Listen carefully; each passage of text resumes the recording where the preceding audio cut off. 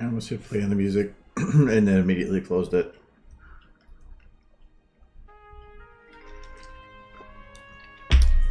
Restart to Friday.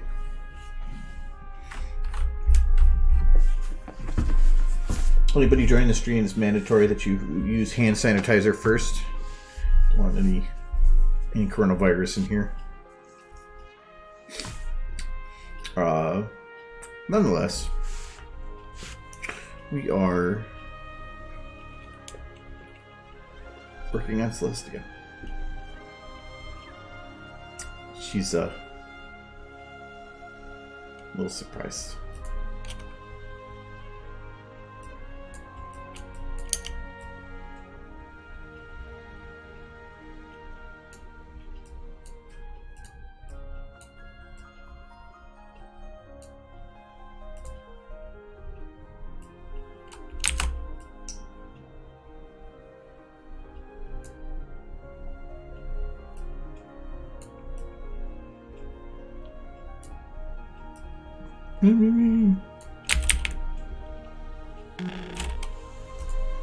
Alright. But anyways, happy Friday. Hello, sir. How are you doing? Hope you're staying sanitary.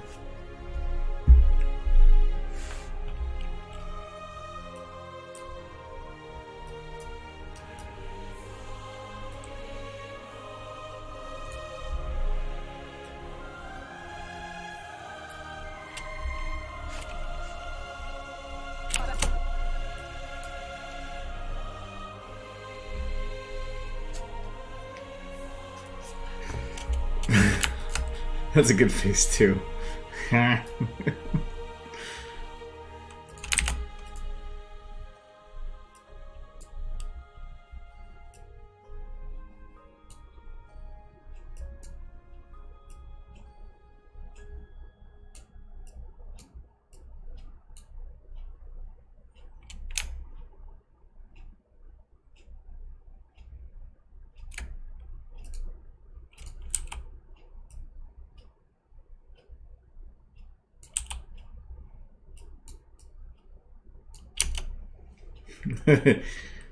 There.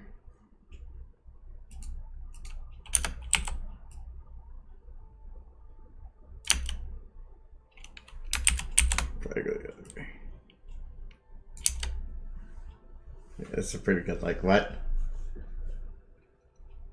There's only been well, as of yesterday there was 9 cases, but it's like I went shopping today to pick up just milk and coffee, and everything else was gone. Anything that was that it would survive longer than a week is gone. It was stupid. Like, I wanted to pick up a couple normal things, and there was just nothing. I couldn't even grab any food. If I want food right now, it's grabbing like crap, because everybody bought up everything. There's something I was reading that there's a concern now where the people that actually need this stuff, because they are could be put at risk, are not able to get what they need because of normal people hoarding it, which is hilarious. Whatever. I'm not worried. I'm young and healthy, so it means I don't have much to worry about. Oh. We must meet the threat with our valor. Oops. Our blood. Indeed, with our very lives. See, little dirt.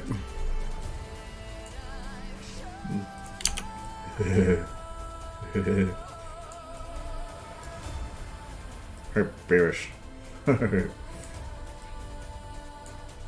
Bearish. To ensure that pony civilization, not changeling. I gotta fix her. There we go. The thing that's kind of concerning is my job has a lot of people that are closer to retirement age, and since we are contracted with the DoD, We had to follow their regulations, which actually locked down domestic travel. And because they locked down domestic travel, other than car, because you can't really prevent that, but they prevented flight travel, and flight travel has then therefore put a whole bunch of pause on contracts because you can't test.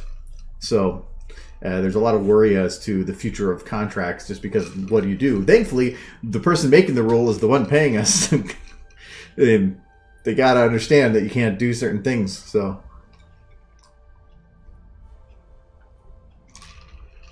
whatever. No, it's just basically a strong flu. It's just more contagious and with a much higher death rate, but it's mainly that we just don't know enough about it. And not knowing scares people.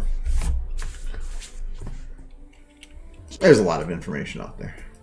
Civilization, not changeling. Rules Equestria now and always. Sure that pony civilization, not changeling.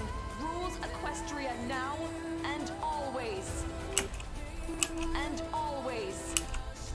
Always.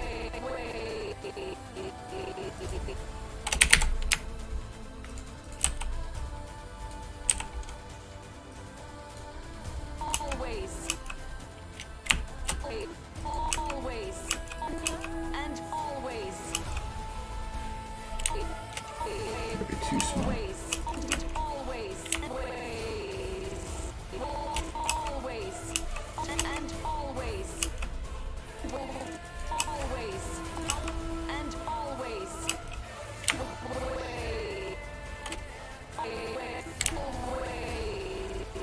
Always. And always. I want to do it, because here she's saying A, but she's going yeah,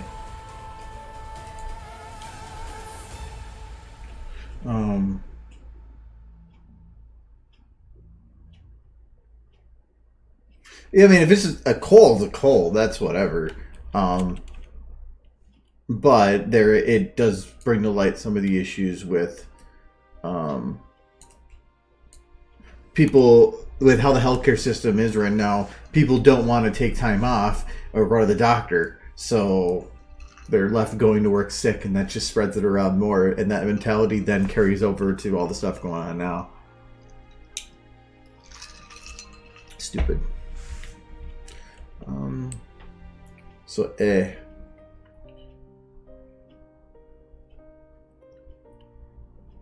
Angry's good at doing that, but then I feel like it's open too much. Always. Always. And always. That's a lot better. And always. But I really can't blame people. It's when you have a system set up as it is, it's just people don't want to go to the doctor. Now and always. It's expensive.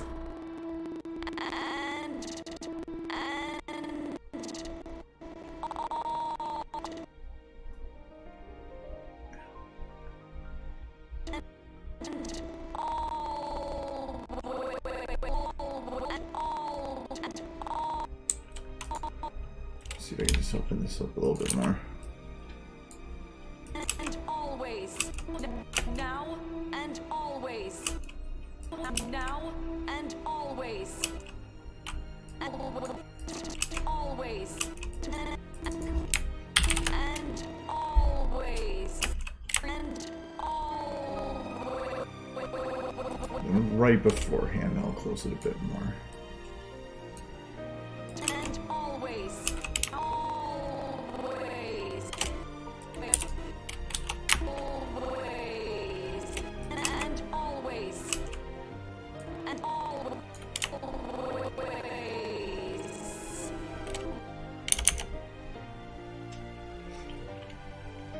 Oh no, it's not Twilight, it's Berry Punch.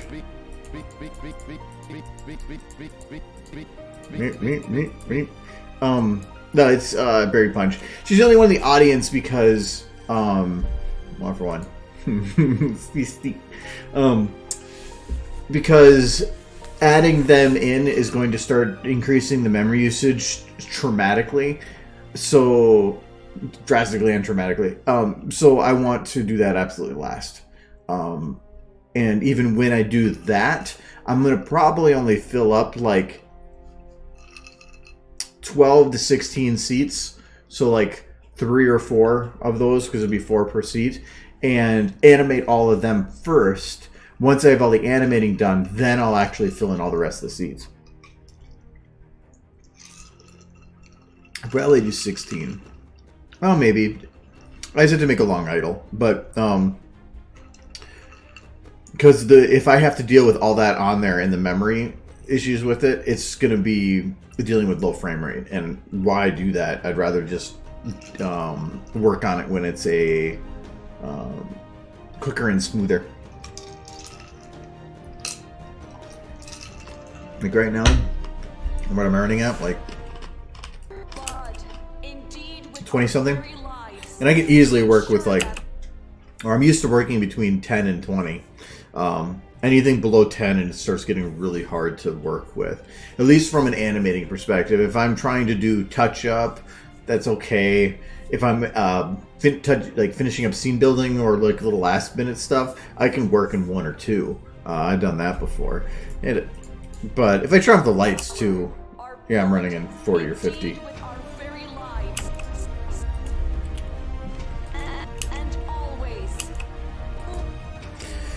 But sometimes you miss things if you're not running at the frame rate the final's going to be. So if you start dropping below 24 or 30, it changes the way that you perceive the motion and the way things that move. For me, like the difference between 60 FPS and 30 FPS is the same way. With 60 FPS, you lose some of that impact feel that a lower frame rate will give you.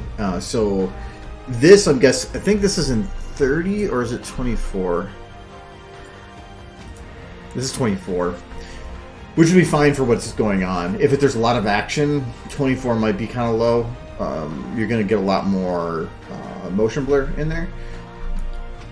And you can go into your camera here and change your shutter speeds, but by changing your shutter speeds, you're going to make it choppy. I actually had one of the Breathless things that I rendered out before. It was the one that we worked on like a week ago. I rendered it out, but I had motion blur off, so it was just no motion blur at all. But there was a bit of motion on with Breathless' head moving on one port that actually became choppy looking because of the lack of it. So I had to go and re-render and just on that one shot add it back in. For all the rest of the shots, I can make it a lot cleaner for small motion because there's not really much motion blur anyway, but the motion blur can fuzzy some other things. So SFM at least tries to do that motion blur, but I don't think it's that great at it. Like, especially if you have camera motion. Like if I were to do like right here, like say I had camera just like go like this and move, it's going to blur everything. And so with camera shake, when you do camera shake, where you can do it in 2 different ways, you can do it by rotation or position.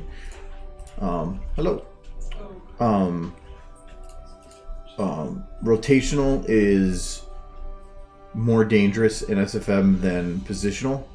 Rotational will affect everything on the screen, while position will affect things closer more drastically. So rotational is where you're rotating from this point, but you can see everything. Actually, let me do something. This would be better actually.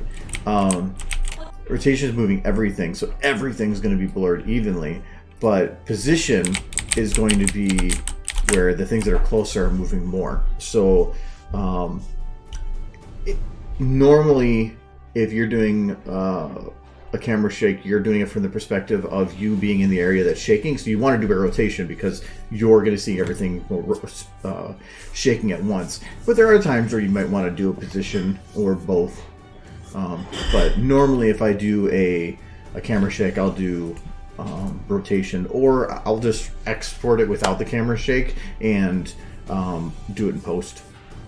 It's usually going to give you a better product, even if you have to zoom in because you're going to have black bars come in because you're moving actual video around. You might have to zoom the video in a little bit or like widen it, which can ruin some of the sharpness. But if you're shaking it, who cares? It's better than having the big giant blurs going around. Doing camera shake in After Effects isn't that hard. I can open it up and show you if you need, because you have to actually play with like wiggle code line, but it's actually not too difficult. Otherwise, for this, I think we are needing to do some of the final cleanup for her.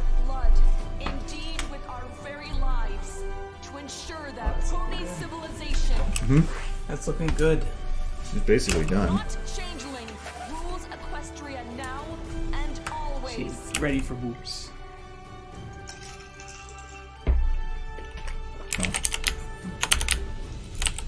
She ran from the boops. No. She's so small. Oh, she's gone. She's like, is he still there? Yes, he is. There. No. You go and you make these horses super cute. You're like, no. Oops. She is like 40% necked by volume, isn't she? Must meet the threat with our valor, our blood, No. indeed our very lives, to ensure that pony civilization, not changeling, rules Equestria now and always. The hoops just kick out. Her Highness Princess Celestia announces plans for... She just do that. No. Is that better? I don't know. I wonder if anybody ever made a Celestia that's just the size of a normal pony. I bet they have. Her Highness Princess Celestia announces plans... Well, I haven't actually done some of the final bits on her motion at the end here, because like she very much stops flat right there. Mm-hmm.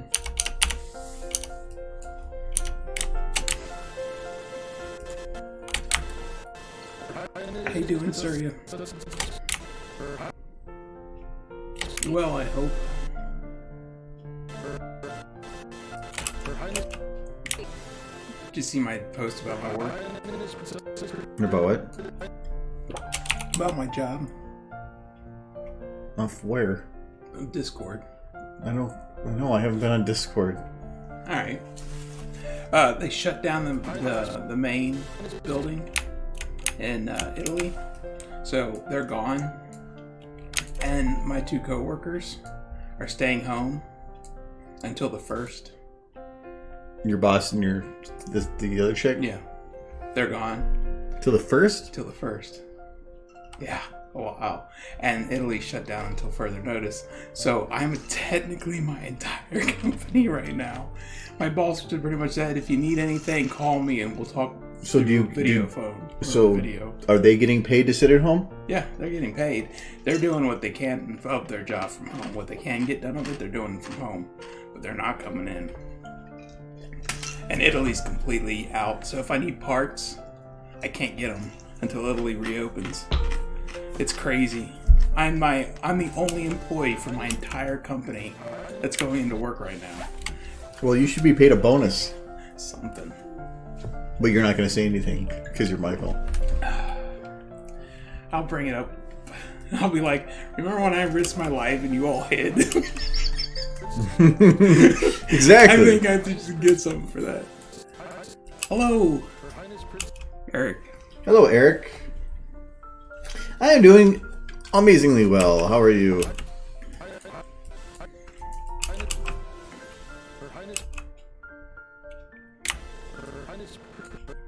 Yeah, see, the only person I had to talk to at all today was like the UPS guy. You have to bring that up in person, sir. You can't just text them and be like, hey, you know that time I was really brave, but now I can't be because I'm socially awkward?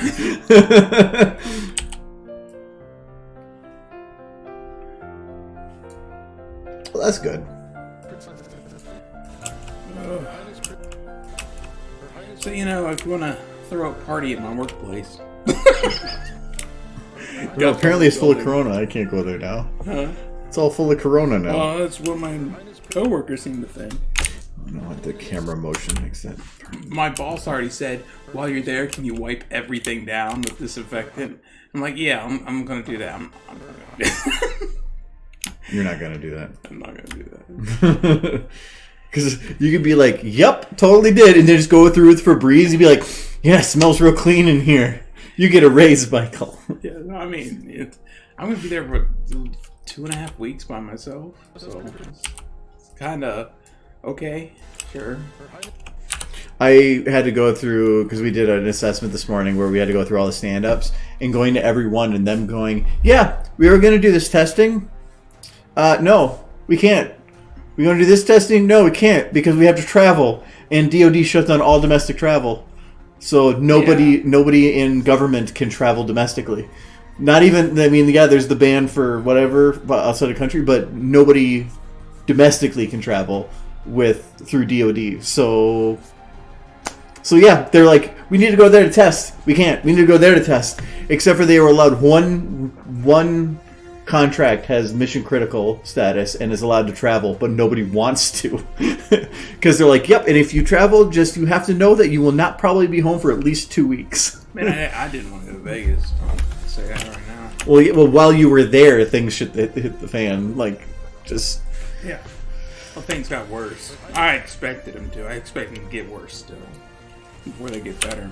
No, I'm pretty sure we're towards the bottom end of it, but... I mean, I hope so. I mean, actions are being taken to prevent things now, but we'll see. There was some clarification that came out regarding Trump's thing, though. Oh, yeah, because he got everything wrong. Yeah, which is hilarious and unexpected, but at least that's good. I mean, the clarifications made it better, so... Yeah. And some things anyway, but still.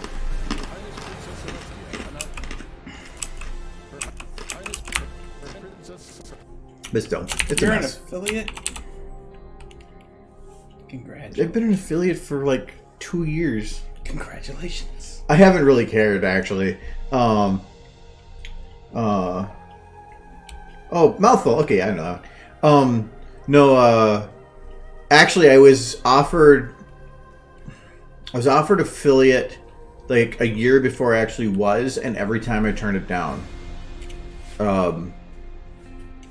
I read up, probably one of the few people that actually did, where some people are like, oh, yay, affiliate, which affiliate is not partner. Very different thing. Affiliate's like 10% the way to a partner. But no... I read up on the contract bits, and it was like, yay, you get money off Twitch now, but we get 50%. And I was like, 50%? That's a lot. That's ridiculous. So they would take half of everything, and so it was meaning that if people wanted to support, half of everything they gave disappeared, which was... to me, not right. So I pushed it off and I never touched it. And I said, if people actually wanted to support, Patreon takes a lot less of a percentage. That's a better way to do it. Or just send it through PayPal and then it's 100%. So, but then people brought up that the main reason that they had no problem even with the 50% was because of the free one that you get from having a Prime membership. And I was like, okay, that kind of makes sense because it's still not your money. So otherwise, it just didn't feel right to me. Like, it felt like a huge percentage that's taken out for something so simple. So I declined it for a while. But then it almost became a mandatory thing if you hit a certain bit where you just get it. So whatever.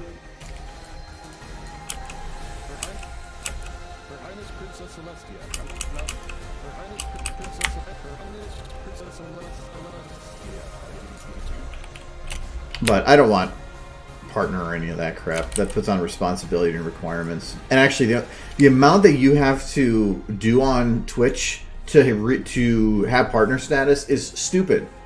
Like, you basically have to make it a job. I mean, which I guess is what partner is supposed to be seen as. But where is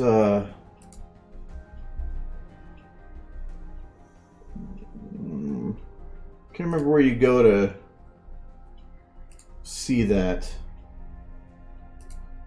Yeah, I'm not gonna dig around for it, but it ended up being that you had to. Hello, Eva. You had to have like streaming, like 12 or 15 hours a week, and you had to have at least 75 concurrent viewers and something else. But it was just like if you double some of the stuff I was doing now, I'm like, no. Even at the peak on here, I think I was at 50, I think, a day or concurrent. Her Highness Princess Celestia.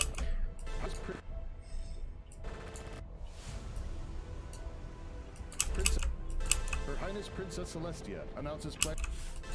Her Highness Princess Celestia. We only play with Digimon in this house. I'm sorry. Do you like Pokemon?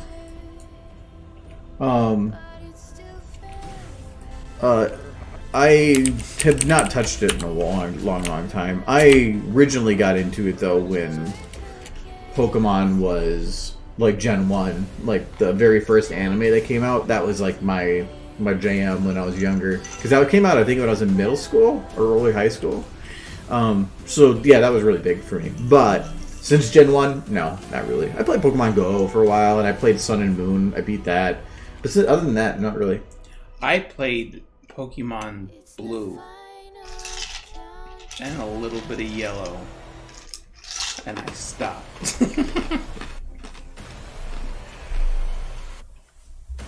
Yeah, the people that really make... There are people on here that it's on Twitch that can make it a career, but I don't like a job. Like, there's something about working for yourself, but to me, you're a contractor. So your performance directly relates to the what you can make, but somebody still controls it. And I don't like that. If you own your own business, your performance and everything is still very tied to what you are able to do and the time you put in and the decisions you make. Twitch, they can just decide to change how much they pay you, or they can decide to change the rules, or you say one little thing wrong and suddenly you're banned and your livelihood is gone. And it's that I wouldn't want to live like that, not at all. I like having my 8 to 5 jobs where I can just go in, I enjoy what I do, and then I come home and I have job security. You've already mentioned you'd hate the idea of doing this for a job. No, it's a great hobby, but it's a hobby. And now that I know that the hobby 100% pays for itself, like literally, I think because of after my taxes last year, I ended up losing $45 or something with all the money that came in and the money that went off to software and all the stuff I need.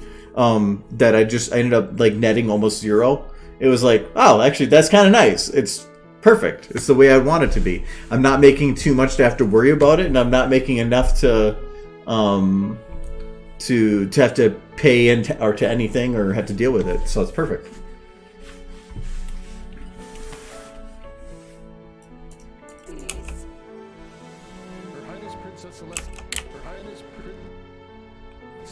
I think I need to have her eyes turned more here. And then have her head just keep going a little bit longer.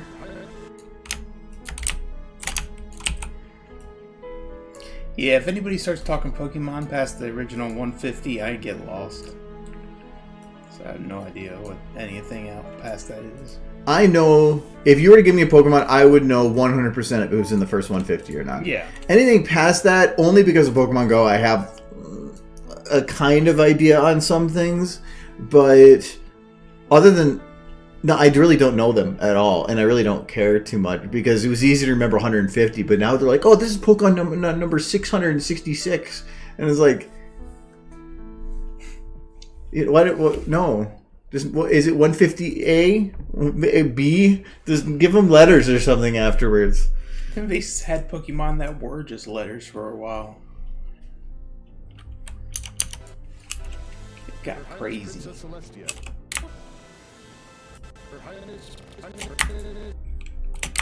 Now I hear they're doing a live action of the first movie. Like they're remaking the first Pokemon movie, but live action. What is with all this live action crap? Most of them never turn out good. Yeah.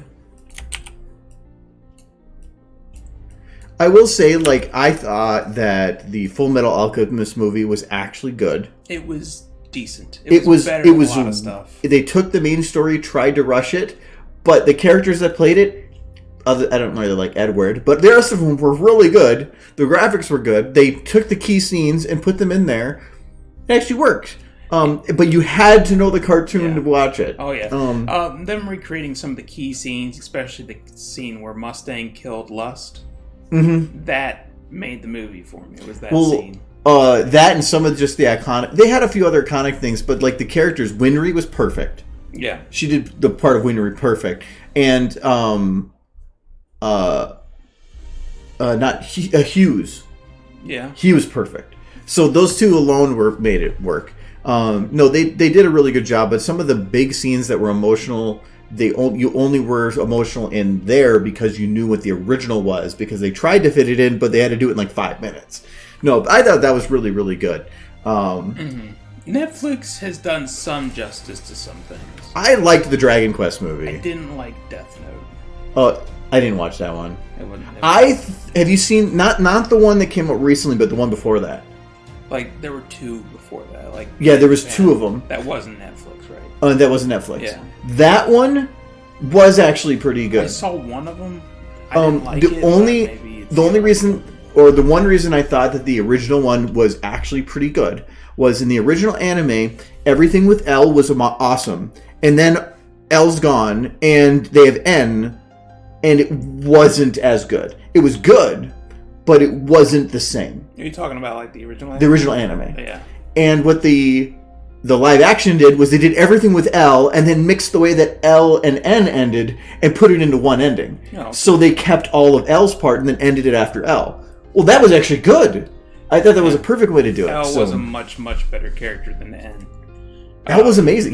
Actually, Light and all those characters weren't that good. L was what made the series, and then when he was gone, which made it great because his passing was a huge milestone in the series. Yeah, it was. But after that, then what do you do? It kind of felt like Sword Art Online when they did a really cool way of ending it halfway through, but then what do you do with the rest of it? I mean, that's how I feel about that.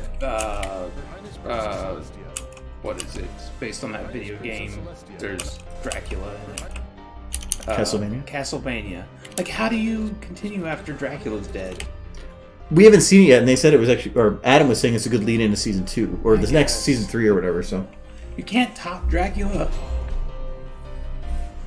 I like Netflix, but I stopped paying for a lot of those services just because I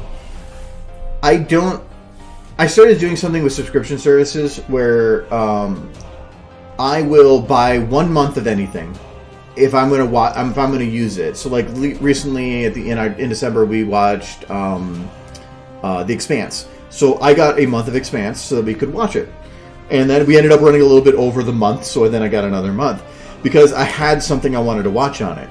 But I will only buy 1 month and immediately cancel. And then when that month passes, I just let it. Who cares? If I have something else come up then that I want to watch, I'll just get another month of it. This feeling that you have to constantly maintain paying of a subscription for a service that you're not using every single day is stupid. For Netflix, if you want to watch something on Netflix, then you buy a month of Netflix. You have it for that month. If you want to watch some stuff, great. When the month is up, let it lapse. Even if it's 3 or 4 days of you not paying for it, that's 3 or 4 days of you not paying for something that you weren't going to use anyway. Why were you paying for it? You add that up for every month of throughout the year, and you end up saving like $15. So it just is like, I just let everything lapse. If I want to watch anything or that's on any of those, I get 1 month, and then maybe I'll binge it, maybe I won't. But if I was just going to keep the subscription, I'm spending the money all the time and I'm never really using it. So Amazon tries to get you with their save money by buying it a year at a time. But again, it feels like I'm just spending more money that I could have had for myself for a while. Also, we can just use my dad's account. Yeah, there's that too. Well, yeah, I mean, the Netflix is great, but you could just share it with some people. Yeah, you can.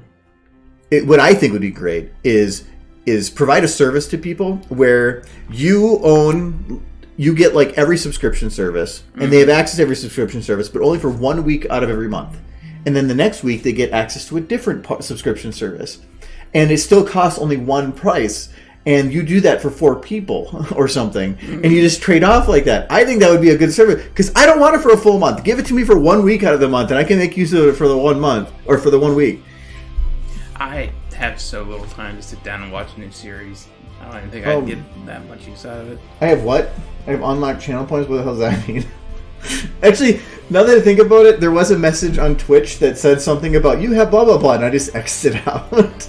So, I have no clue. The only reason I added emotes over time was because I think Blur to Blah wanted some. So since he's was at the most, he's on here the more than anybody else, I just let him kind of like pick ideas for stuff. No, so yeah, I have no idea what you're talking about. Because I'm the only one at my work, I didn't leave or to get anything to eat today, like at all. So I think I should drink more booze to make up for it. You want to grab me a mead? I picked up some. Yeah. That's why I started making sandwiches. Oh, you want me to make the Reubens today? No, I already ate a sandwich. Oh, you already ate? Yeah. What the heck? Because I got home at like 4. No, I just ate one of the sandwiches out of there, and there's a ton of leftovers. There's breaded chicken, there's potatoes, you can make some green beans if you want, and there's fried rice left over. Yeah, there's pizza too. As much like those points Nightbot and others give you for watching the stream. Okay, I think I know what that is. So my extent of Twitch is I go and I hit stream, I open the chat, and that's about it. When I started on Twitch, there was like nothing. There was no affiliate, no partnerships, no nothing. I just did it because it was a place to answer questions. And I tried using, what was the other one? Picardo? It just didn't work for the medium that I'm using. And I tried YouTube, and the first stream that I used it on, I tried playing my own audio, and it got cut after 10 minutes because of copyright. So, yeah, I don't use YouTube. Anytime I do YouTube, I can't play any music, or I have to try to find stuff that's not going to get pulled. So, stupid. Have you done any movies? Do you mean like animating in movies?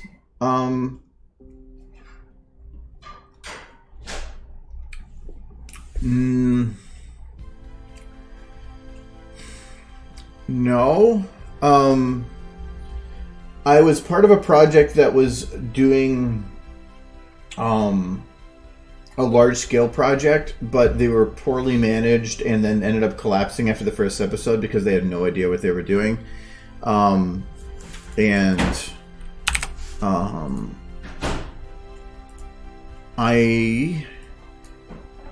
I can't actually post it myself, but I can open it because I don't care.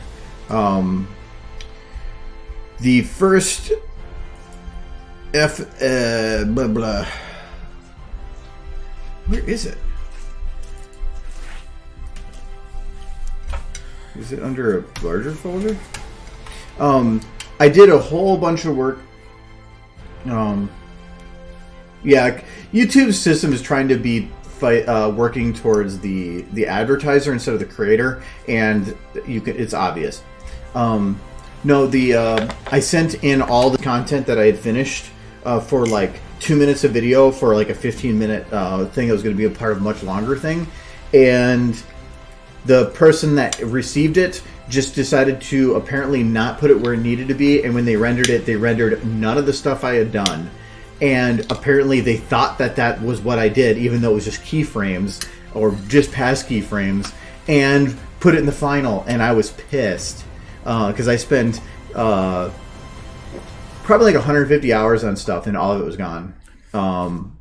Yeah, I don't talk to that guy anymore. I think I know the project you're talking about, and I remember it looked awful when it was done. My part looked good. I actually was proud of the parts, and then they put none of it in there. Yeah. Where did I put that stuff? I know I didn't delete it in anger because I love being able to steal stuff from stuff I've done before, and I could easily steal from it. Where did I put it, though? It's been a little bit since I watched the last video that this is going to be part of, but... And technically, the video this is based on, that I was, like, back here, is part of an in-between for stuff for Prince Whatever, so it's part of a larger thing. So, what would you say, collabs are like 50-50 on whether they work out or not? I think the biggest issue that collabs have is they think too big from the start. And so you have this big project that you bring in all these people, and you think the more people you have, the better you'll do. But it's quite the opposite. You start with a smaller group, even if it's a smaller group doing more work. Start with a smaller group, and that can self-manage, and then make things that are either doable within a short period of time or that can be put out in short bursts. Trying to make one large thing means that people are doing tons and tons of work and they're seeing no return on their investment. So if you're getting paid, sure. But if you're not getting paid for what you're doing, you need to have some kind of a reinforcement. And these big projects are like, we're going to finish in 6 months. We're going to finish in a year and a half, 2 years, 3 years. And nobody sees the return. The motivation drops drastically. It's where you have to put out little things made by the people that are in the group, not just one person advertising, but the whole group, so they can feel invested in the project. Mm-hmm. And then they can see people actually responding to it. A lot of Fallout Equestria related stuff seems to keep following through, though.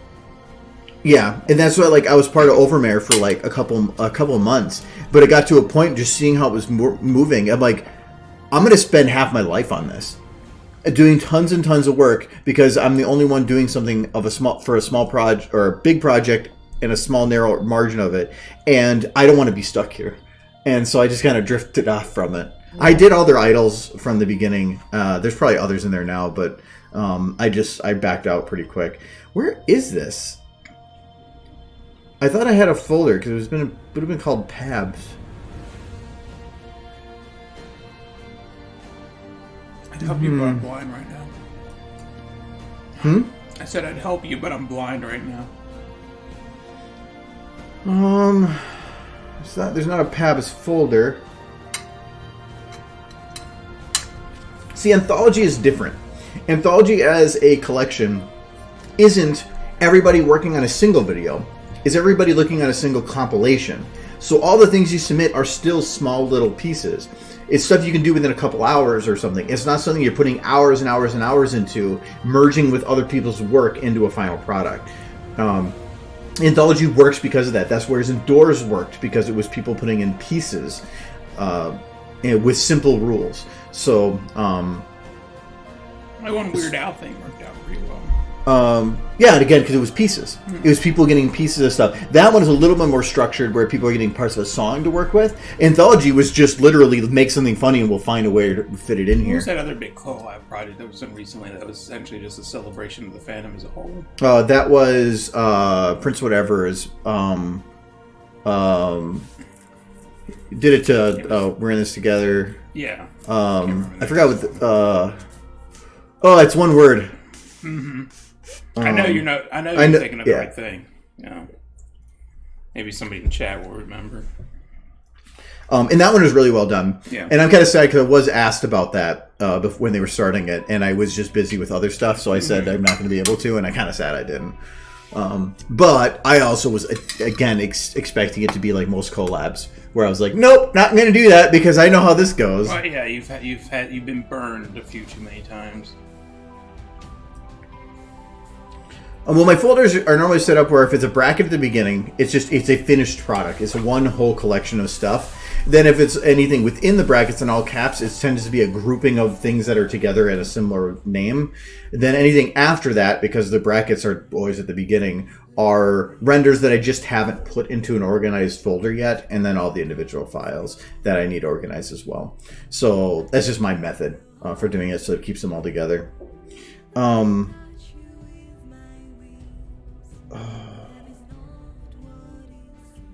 Pizza was spicy. That is a spicy pizza. It's a good one though. That's the lots of hatsa.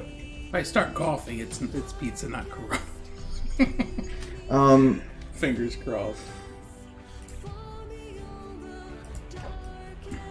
I don't know what's in my Dropbox. So hold on. I know I sent the stuff along on Dropbox. Ah.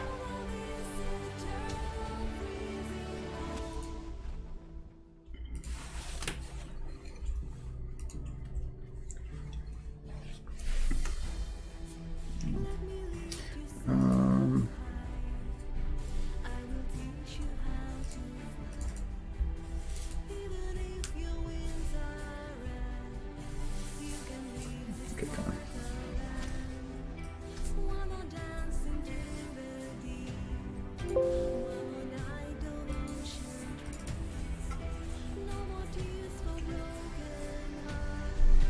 Well, good luck with porn.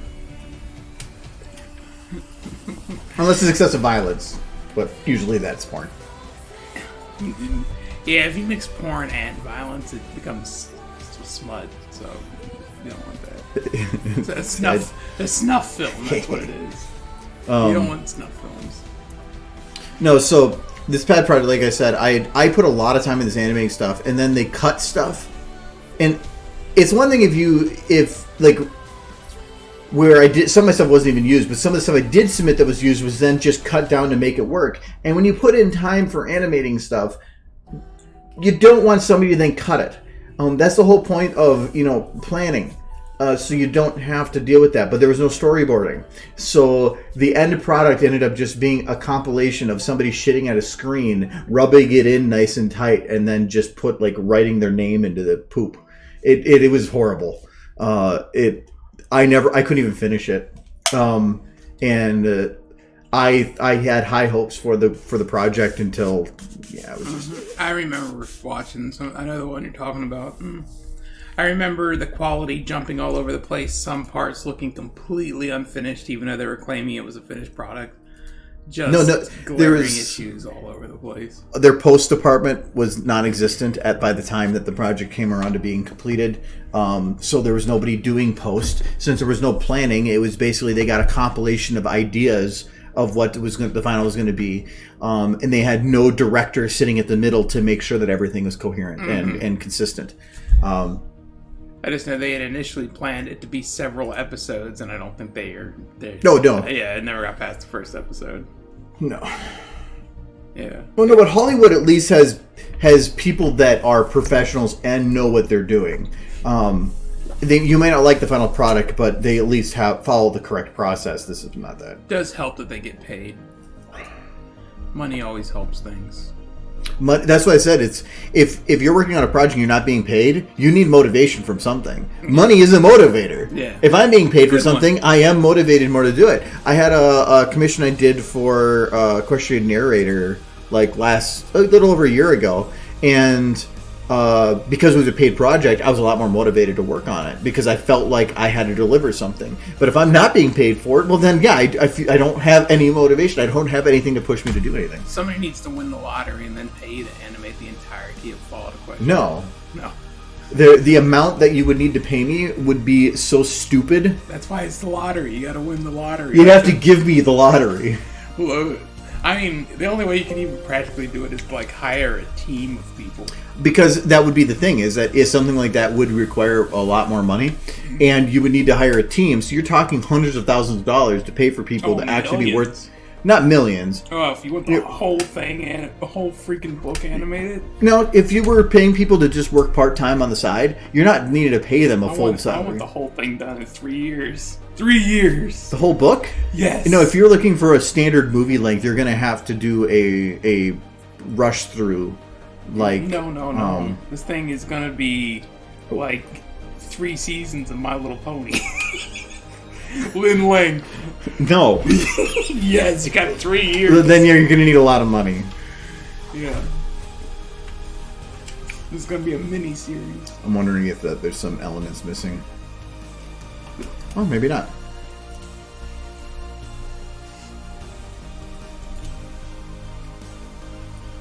Okay, I just so it's gotta still win in the there. lottery, Surya. Give me a minute. I got some scratch offs to go by. So originally when I got this file, it was one shot. And all the camera was just broken up manually. Kind of like I'm doing for this shot. Which was nice because it was a small file size, but it also ended up being a headache because of all the ways that things went between shots. But like, the final for this had none of the lighting I put in. I have errors, but that's fine. And none of it was animated. So like, I was really proud of how I did. Oh, here, let me turn off the lights because it'll run better. I think I remember thinking that too. Lee. That the walk cycles Always were good to really see a familiar weird in face. this. Shut it. General assigned me to watch you since you and I already know each other, but we are not friends. His name is Flea? What, did his mother not love him? It's a nickname. It made sense when we were younger. Anyway, Flea here wasn't a big fan of zebras even then. Had this one guy we knew, Zero. He used to pick on him a lot. Firstly, those You zebras are did scum. work with this. I always said it. And after Littlehorn, they only served to prove my point. I've got my revenge sitting in a cage nearby. What? Zero, that murdering son of a bitch I'm not gonna in play this whole custody thing, right dude. here. I mean, it's Found the him only in way battle, anybody's gonna knocked see it him out now. and brought him Yeah. back here. Thought sometime I I'd I didn't do the see lip him syncing. good. That was Kel-Chan. A long Kel-Chan's time cool in like cell. that. He apparently likes it 'cause That's he's a a hell masochist, to of my a understanding. coincidence. I've been looking for him for a long time now. This isn't coincidence, it's fate. Now I've got to take care of some business first, Just then I'll remember take the you around the walk camp. cycles in this Stay being really here. awkward. But yeah, I mean, no. I animated I did do the keyframe. I did clean up some of the keyframing. But it was I was really proud of some of I've been the smoking since I was young. or at least learned a lot as I was going through. I know some VAs, but I've never really worked with any. I hate asking for requests on stuff because I'm lazy, so I don't always deliver. The other one that angered me was, I think it was this one. Is this the most recent? Yeah. In the final, they put a single camera motion in just walking and nothing else. Somehow or another, they thought that was what my final was. I came up with all the camera shots for this entire bit because they gave me nothing. And so then they're like, well, we don't like the camera at this part. And I'm like, but you need to show where you're going. You can't just have them pop up somewhere. And so I eventually just said, or got them to agree to everything.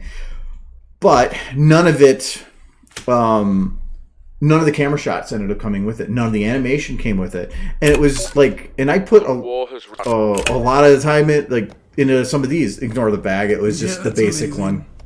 one. I was given that as a starter. I love that bag. It's very Iris! Tetris. Iris! Yeah, that run cycle's so weird. Yeah, but I just left it. Oh, this is actually the basic. This is untouched. Which general's in charge of this base? Oh, it's partially Shifter. touched. Never met him before, but I hear he's not a fan of press. Dr. Wolf, isn't it? Play the I'm voice still that amazed that No, I don't think so. Block got a security clearance I to can't take hear pictures right on the now, front so- lines. It's not as rare as you might think. All right, next question then. What's with the wheelie bag? What? It's just, well, you look like a tourist. Who brings a wheelie bag to a war zone? Honestly, it was the cheapest bag I could find that would fit all my gear. You really don't I care like what the shot. any pony thinks of you, do you? There's no finer way to live, May. But yeah, like that in the final, they had no head motion, barely nothing, and they were just walking with the camera locked to them the whole time, all the way from the very, very beginning, from like at this point. Do I still have the original camera in here?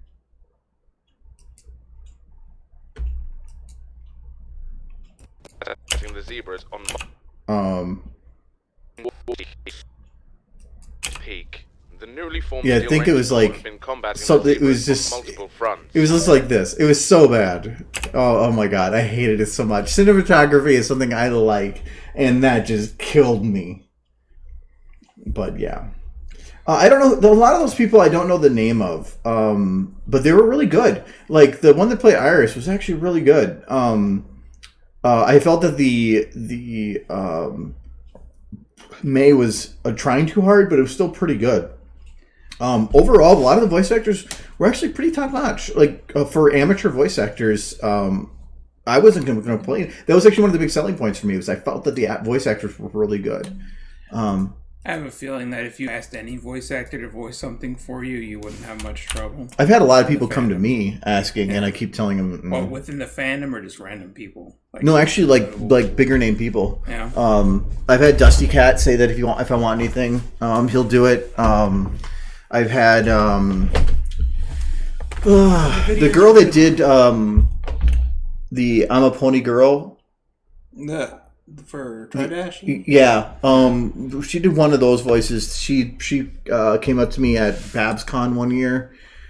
No, I've had a lot of people ask, but it's kind of like with the Rathalos things. One of the reasons that I love the Rathalos things is, or even this or other things, is other people have given me some audio and I have to work with it. Mm-hmm. And when I am given the opportunity to build something with my own audio, I don't know what to do with it.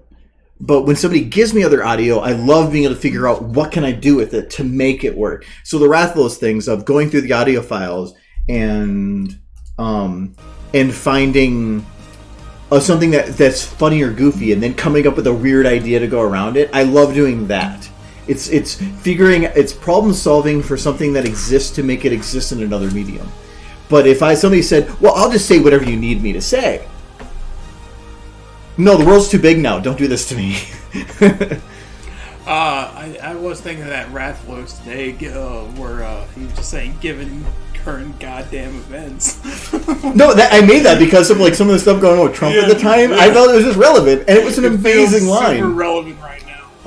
But no, it's relevant all the time. Yes. And actually, I already have the next thing I'm going to do for him is that I have an audio line that's him saying, "Oh my God, you hate stuff too," and I bought 2 more of those Rathalos, and I'm going to do a giveaway, and where I want to have people tell me what else they hate, and I was just as a giveaway. So they're like $30. Sure. It helps promote. Yeah. And I think it'll be fun. And I had drunk a lot that night. Yeah. That's why there we go. And that's why I have this chair now, too. Yes. Because I said, I'm not comfortable. I want more Rathaloses and chairs. So, no, that's the next Rathalos one I was going to do. Because I want to use it as a thing of, tell me what you hate. And I want to see what people respond with. It'd be fun. I have a Discord, but I am what you call a hermit. With someone. You're a bad hermit. I am a social hermit, to where normally when I'm on Discord or anything, I only put on people that I actually like constantly interact with. I don't really interact with people other than that. When I go to conventions, hell yeah, I'll go talk with anybody. But when I'm kind of at home, I don't have any public place other than I do have my private messages open on Twitter. But other than that, I don't really add any other people. No, giveaways are nice. I think it'll be fun. I've wanted to do one, but I never had a way to do it. I actually had read up. Never gave away games on Steam or nothing like that. I was going to, because you know how many free games I have on Humble Bundle. Tons. Oh yeah, but that's kind of bundle games. No, but I have no. But you get a Steam key. Yeah. So it's just if you give away a game on Steam, do you know what you give people? A Steam key. It's the same thing. Yeah. But I have tons and tons of games there because I bought tons of bundles that had like 80% new games and 20% I already owned. So I have tons of these keys. I actually have I thought I have a list somewhere. I remember a while back, Jay was doing a 24-hour stream, and he was giving away games during the stream, and he actually got them to advertise it on EQD.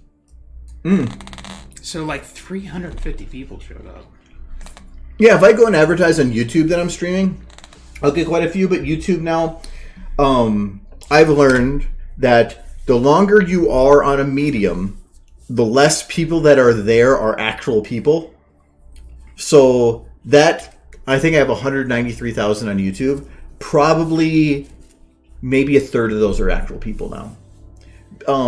Or on Twitch or on Twitter, on my main account, I have 10,000 people that I just hit. If I post something that's funny, that I think is of equivalent or a certain level of funny, I'll maybe get like 60 to 100 likes. I'll do the same on Rathalos, and I'll get 1,500 to 2,000. It's because all of his are much more recent, so those are real people. But all the others, people make an account, they sit on it, and then eventually they stop using it. Or they go on to other things, or they're not paying as much attention to it. So that's why Rathalos is fun right now, is because it's relevant. I, as a medium, are no longer, at least in terms of my number, relevant. I would have to keep increasing that number at a set percentage to maintain relevancy. But I haven't. So all I have right now is I have a large number, but very few are actually active anymore. So that's why, like, if I post a video on, I'll get like 30,000 views, but I have 193,000. But to be fair, you hardly ever post on your regular account. Yeah, no, but that's why. You post way more on your Rathalos account. Oh, for Twitter? Yeah. Well, yeah, because the purpose of my actual Twitter was a method of distribution. Yeah. So I'm not going to post on there, hey, I went shopping today, or hey, do you know, I had a good lunch, or anything that's not relevant to me as an entity from the internet.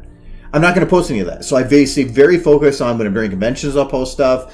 But I don't like selling myself, so don't really post about convention stuff because I don't want to be like, hey, guess where I'm going.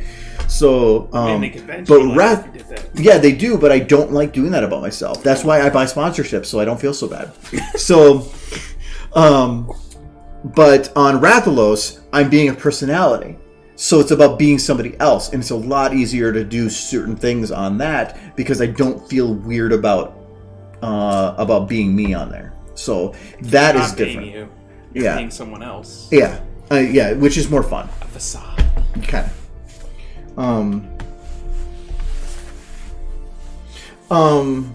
I like Warhorse. Don't be mean to Warhorse.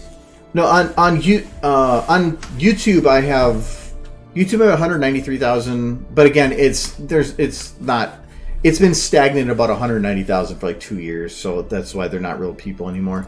There are real people there, but most of them aren't. But Twitter, I've been running a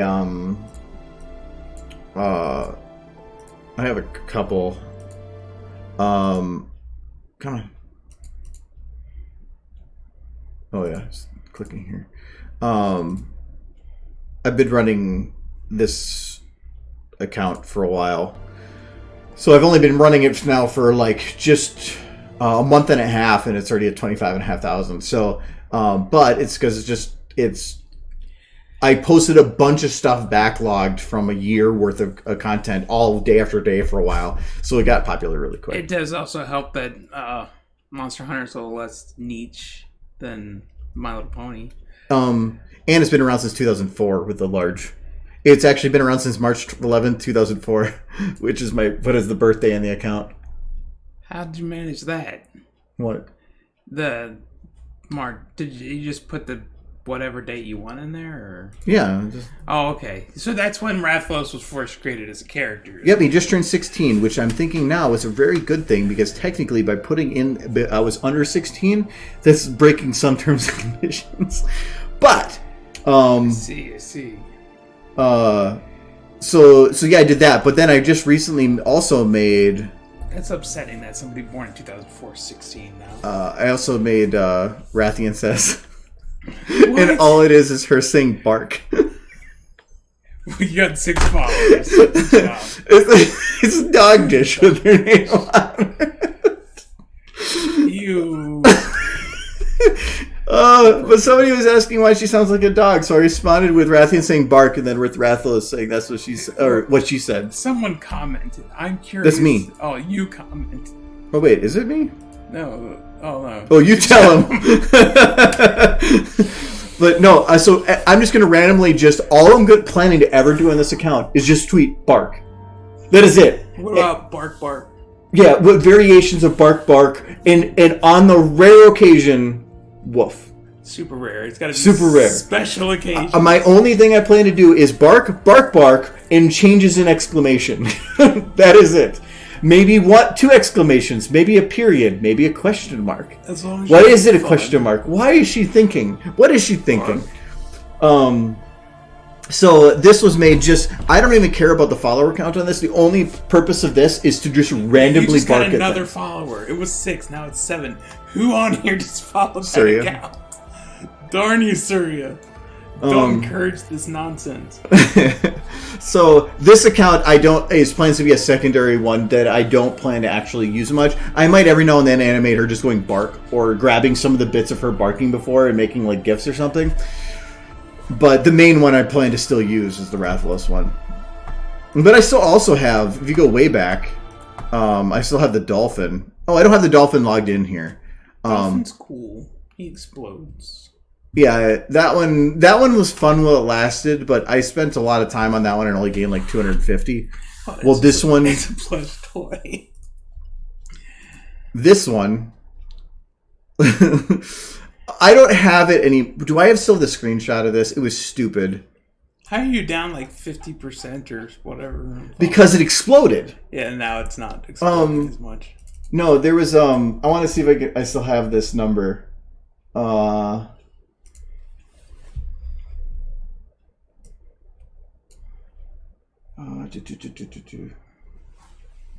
might have to grab it from...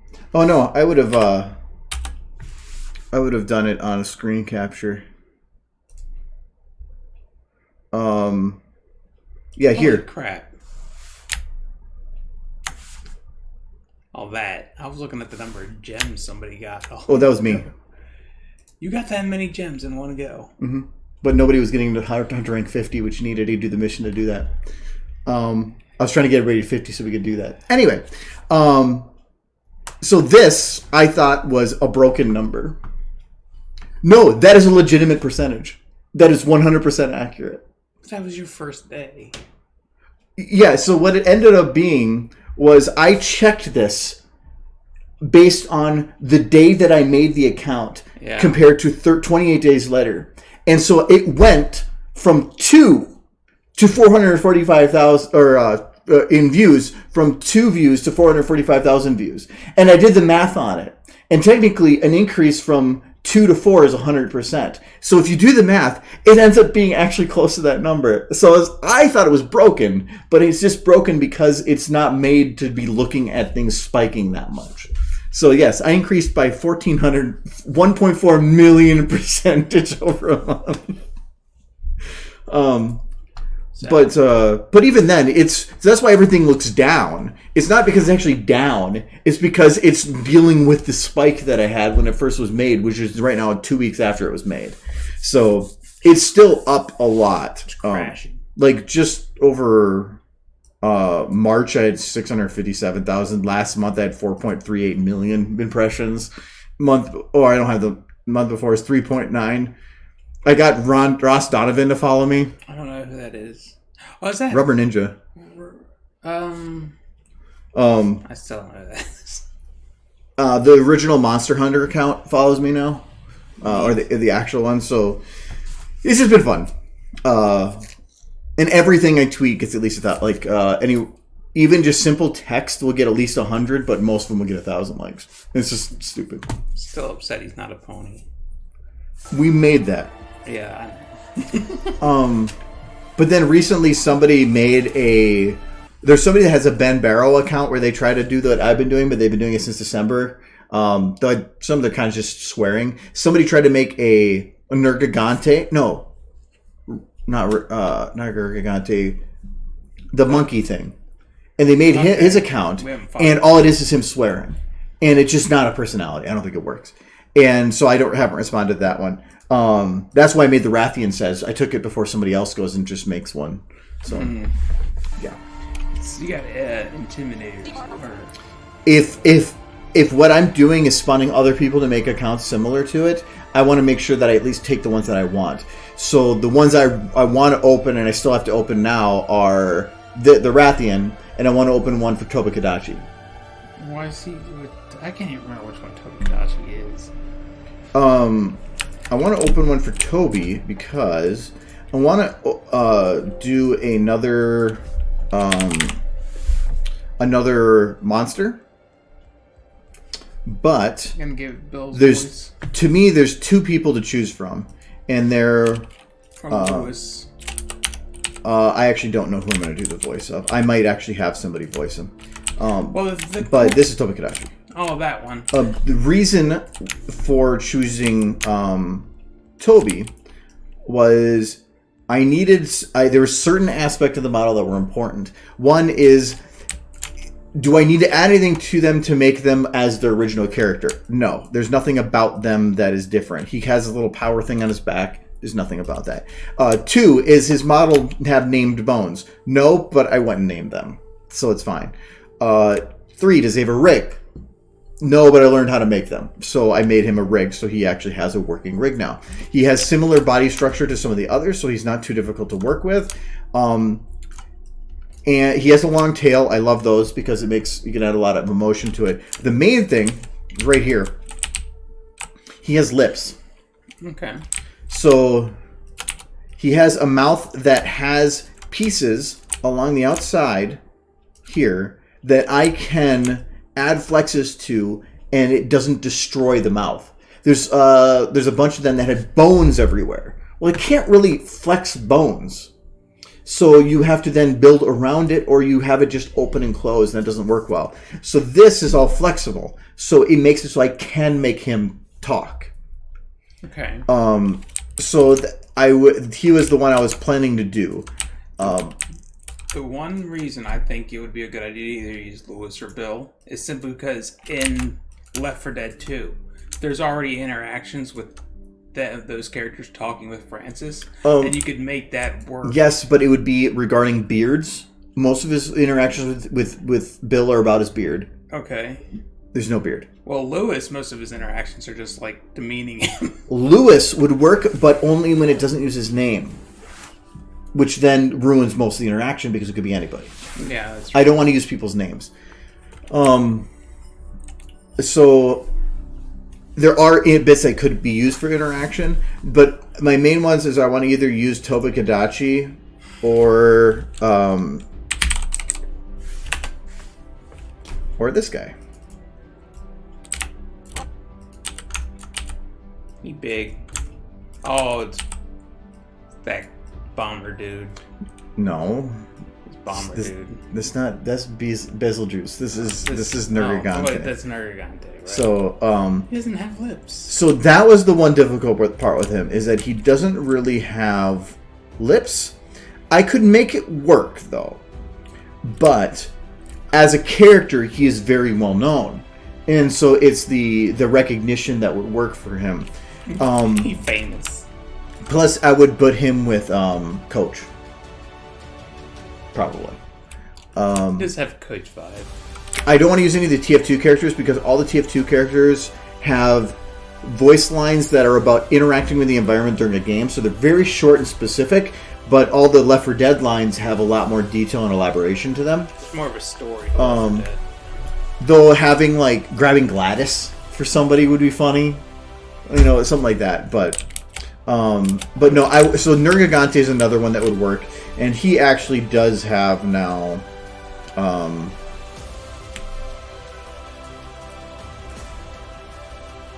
I did build him a working rig, so he actually can do his thing. Though why? One of his wings is completely broken.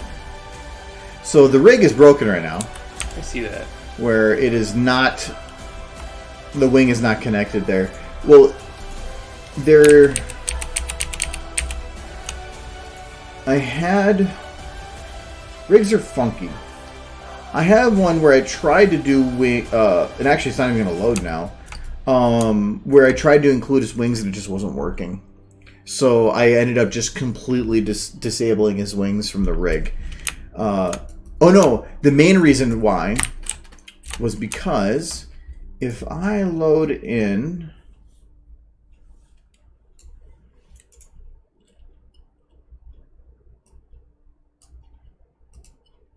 This one came with an idle sequence, which is again a huge selling point for him because it puts him right into the position for his idle. His wings, when you have, are already kind of collapsing themselves because they're not built for SFM. But if you have a rig on them, they do not work at all. They destroy themselves. So I had to disable the rig from their wings to actually have them work. Because the rigs are about bending and maintaining the distance equal for the bones from one point to another. But to get the wings to collapse like this, they actually had to go closer to each other, and the rigs don't support that. So when the wings tried to collapse, they couldn't, and they ended up just breaking completely. So you pretty much can't use the wings. So I just removed them completely from the rig. But no, I could animate the wings. I just don't have a rig for them. Sounds like it'd be super difficult by the number of bones I'm looking at. But like,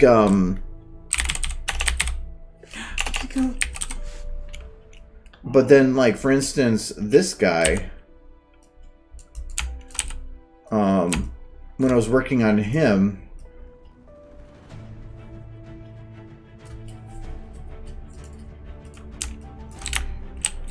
he had where I could, so he had the pelvis set up, but his wings currently aren't set up the way I should. Right now they're locked to the world.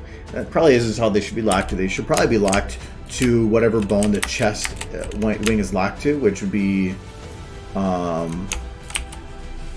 think it's this bone. So they should actually be locked to this bone. But it lets me grab the wing and I can bring it in like this. So it actually allows me a lot more flexibility in terms of getting it to move in the position that I want it to. So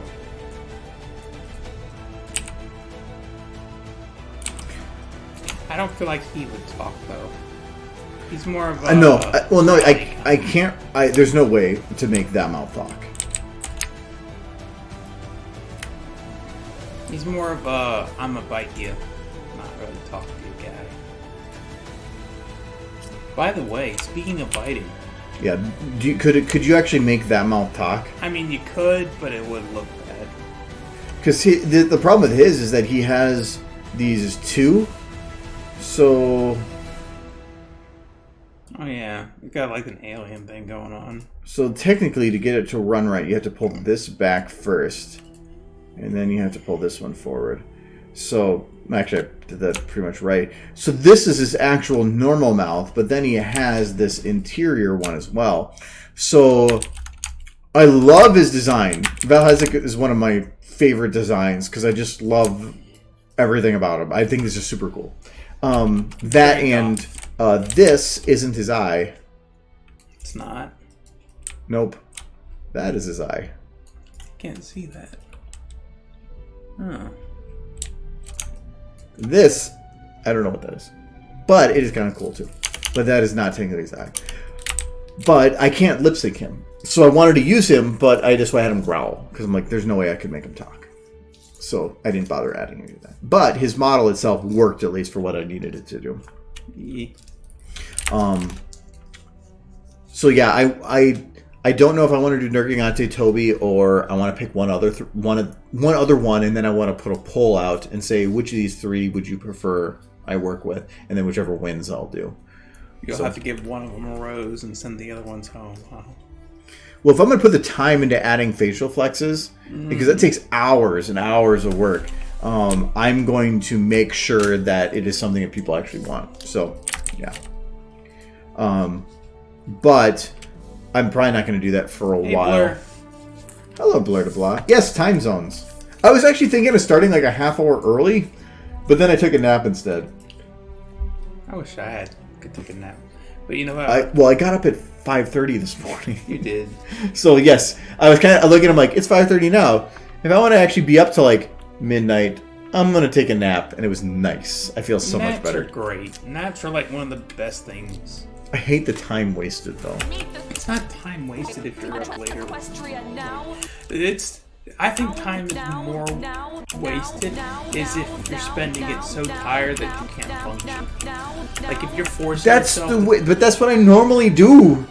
Yeah, but that's not... I've learned the value of naps lately. Yeah, naps are great because you can actually be alert and productive. Well, okay. Or at least not in pain. Okay, here's a poll. Uh-huh. How long is a nap? Anywhere between 30 minutes to 2 hours. No.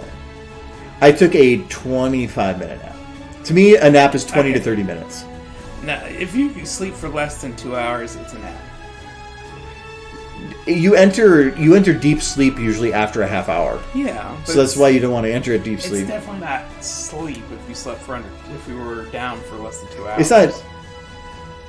No, to me, if you slept 2 hours, then it's not a nap and it's not sleep. You're in some weird middle zone. We will have to categorize it. No, because I looked up information on it. So it's if you sleep under 20 to 30 minutes, you're not getting enough to really get anything out of it. But if you sleep over a half hour, you tend to get into more of a deep sleep. You're going to wake up groggier. But if you do this like sweet spot, which can shift and move, whatever, when you wake up, you can get to alert status quicker, but still have the rested feeling. Giving up my 2 hour nap. And the one that they recommend is if you really need to be productive at some point, and I've done this before. So like I'll sleep like normal. I'll get up at like 8 in the morning, and then like noon, I'll chug a cup of coffee and then take a half-hour nap. After drinking the coffee? After the coffee. Okay. Because the caffeine takes time to hit your system. So you chug the coffee and then take a nap. Mm-hmm. And after your nap, the caffeine has started to hit your system. You're productive as hell because not only is the caffeine keeping you awake, but you actually got rest. And it is amazing.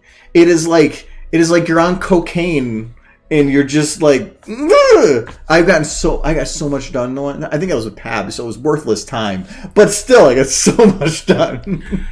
I do enjoy a good nap. There's nothing better than coming home from work, napping for however long you consider a nap. Have you ever heard of the Uber sleep schedule?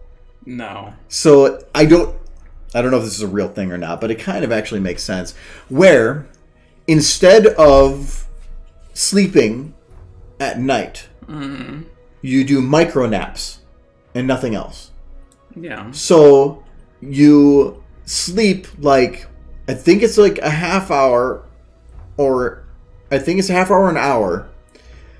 But then you're awake for essentially 6 hours. And then you sleep another half hour, and up for 6 hours. And then you do that throughout the entire day. I can see that working if you don't like have a normal 9 to 5. Yeah, well, no, some people say they go on their lunch. I used to nap on my lunch. But there's downsides to it. For one, the one guy that said they did it took him like 2 weeks to adjust. And it sucked to adjust. But once he did, it's no longer about, I'm kind of tired, I'm going to go to sleep. It's about, oh shit, if I don't go to sleep in like 20 minutes, I'm dead. So he said that he would be up for a certain amount of time, but then when that normal nap time hit, boom, his body would shut down. Like, it was like, it required it. And he said he drank a lot of prune juice. There was something about it, like something he was missing from his normal sleep that like prune juice was offsetting. Something kind of chemical that was being made. So suddenly he just had a craving for prune juice or cranberry juice, one of those two. Yeah, juice. And some kind of a juice. But he says it actually was great because it basically lets you go an entire day under 4 hours of sleep and be productive. But that it makes it so then if suddenly some call comes in and you're like have to do something, you're kind of on the point of like, I gotta go sleep. So I would never want to do that. But it was interesting that the human body lets you. But again, there's no proof on that. It was just something I was reading about. I mean, I'm sure everyone's a little different too when it comes to that kind of stuff. But I do remember, like, I used to work a job where I only had 30-minute lunches, and I could eat, but the lunchroom had this really comfy couch. And I found I got a lot more out of just like taking a 30-minute nap or 25-minute nap than I did get out of eating. So I'd just go in there, I'd sit down on the couch, set an alarm for 25 minutes or whenever my lunch period was over, and I would just conk out every time. I would just fall right asleep on that couch. I can't fall asleep quickly. Like, even my nap earlier, it took me about probably 5-10 minutes to get my brain to settle down, and then about another 5 minutes before I actually felt like I was going in any type of sleep, and then it was gone. So it always takes me at least 10 to 15 minutes, but the point of a nap isn't to sleep, is to just shut down for a little bit. They say even during the day, taking like 30 seconds to a minute to do a quick meditation, just relax your eyes, just control your breathing for 30 seconds to a minute, and just do that and just relax.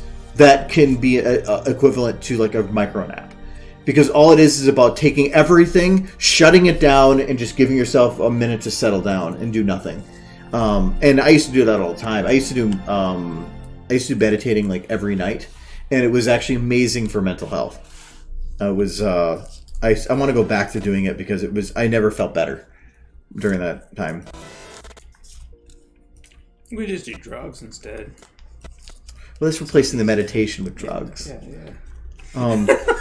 No, meditating to me is an amazing thing. When I was had a hard time in my life, and I used that as a method to try to keep everything under control, and it did. I say that was the reason that I was able to. Yeah. Some days. Her Highness, Not bad, Always. Her Highness Princess Celestia.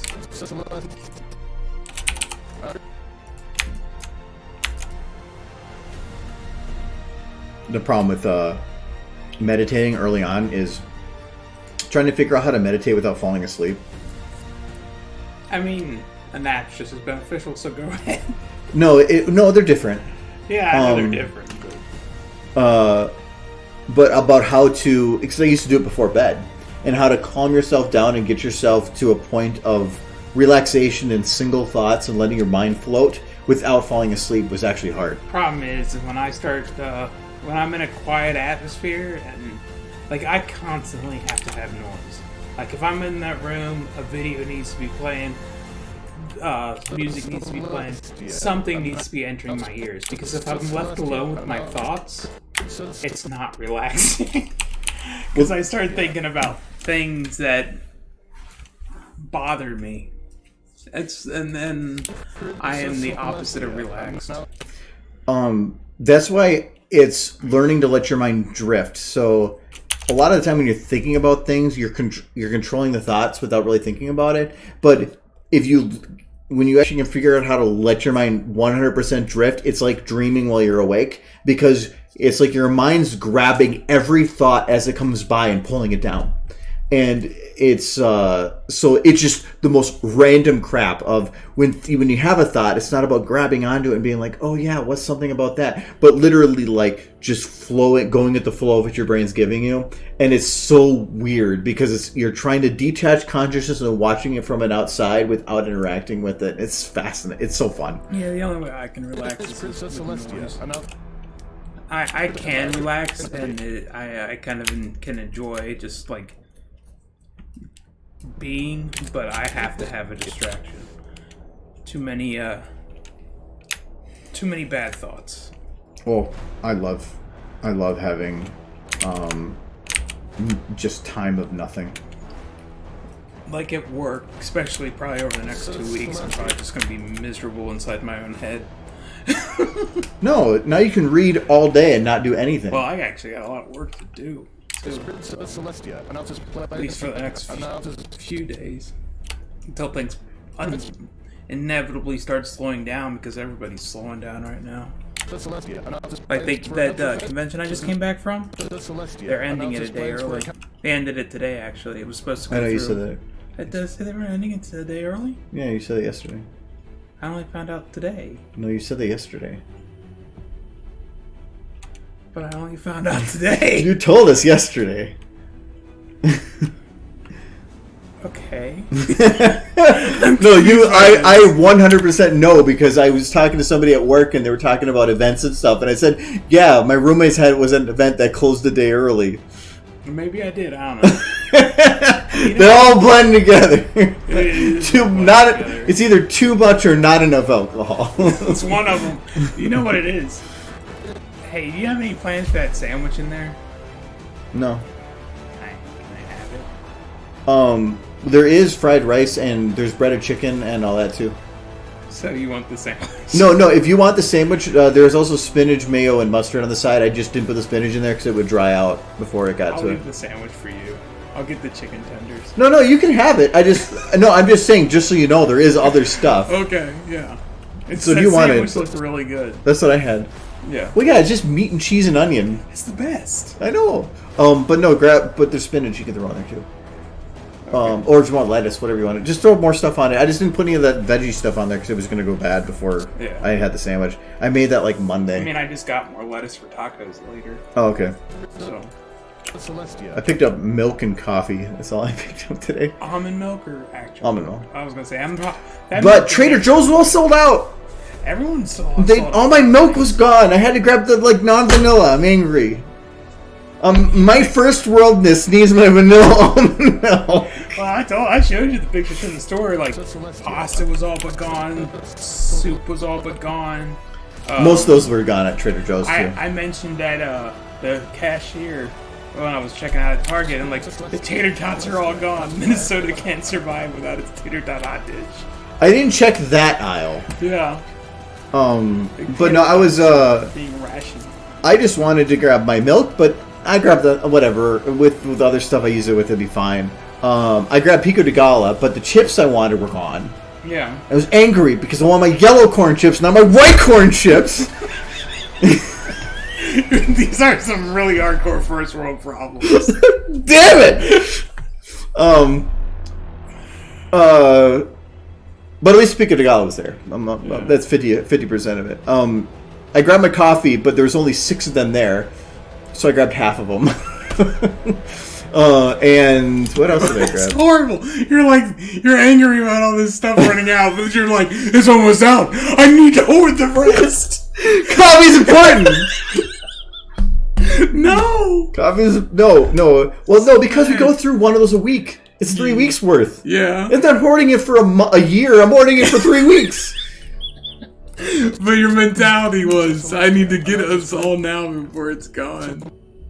No, that's normally what I grab when I'm there. 3. Yeah. I will admit, one of the reasons I got the spaghetti that I got is because there was only like 2 boxes of spaghetti left in this entire aisle because all the pasta was just gone.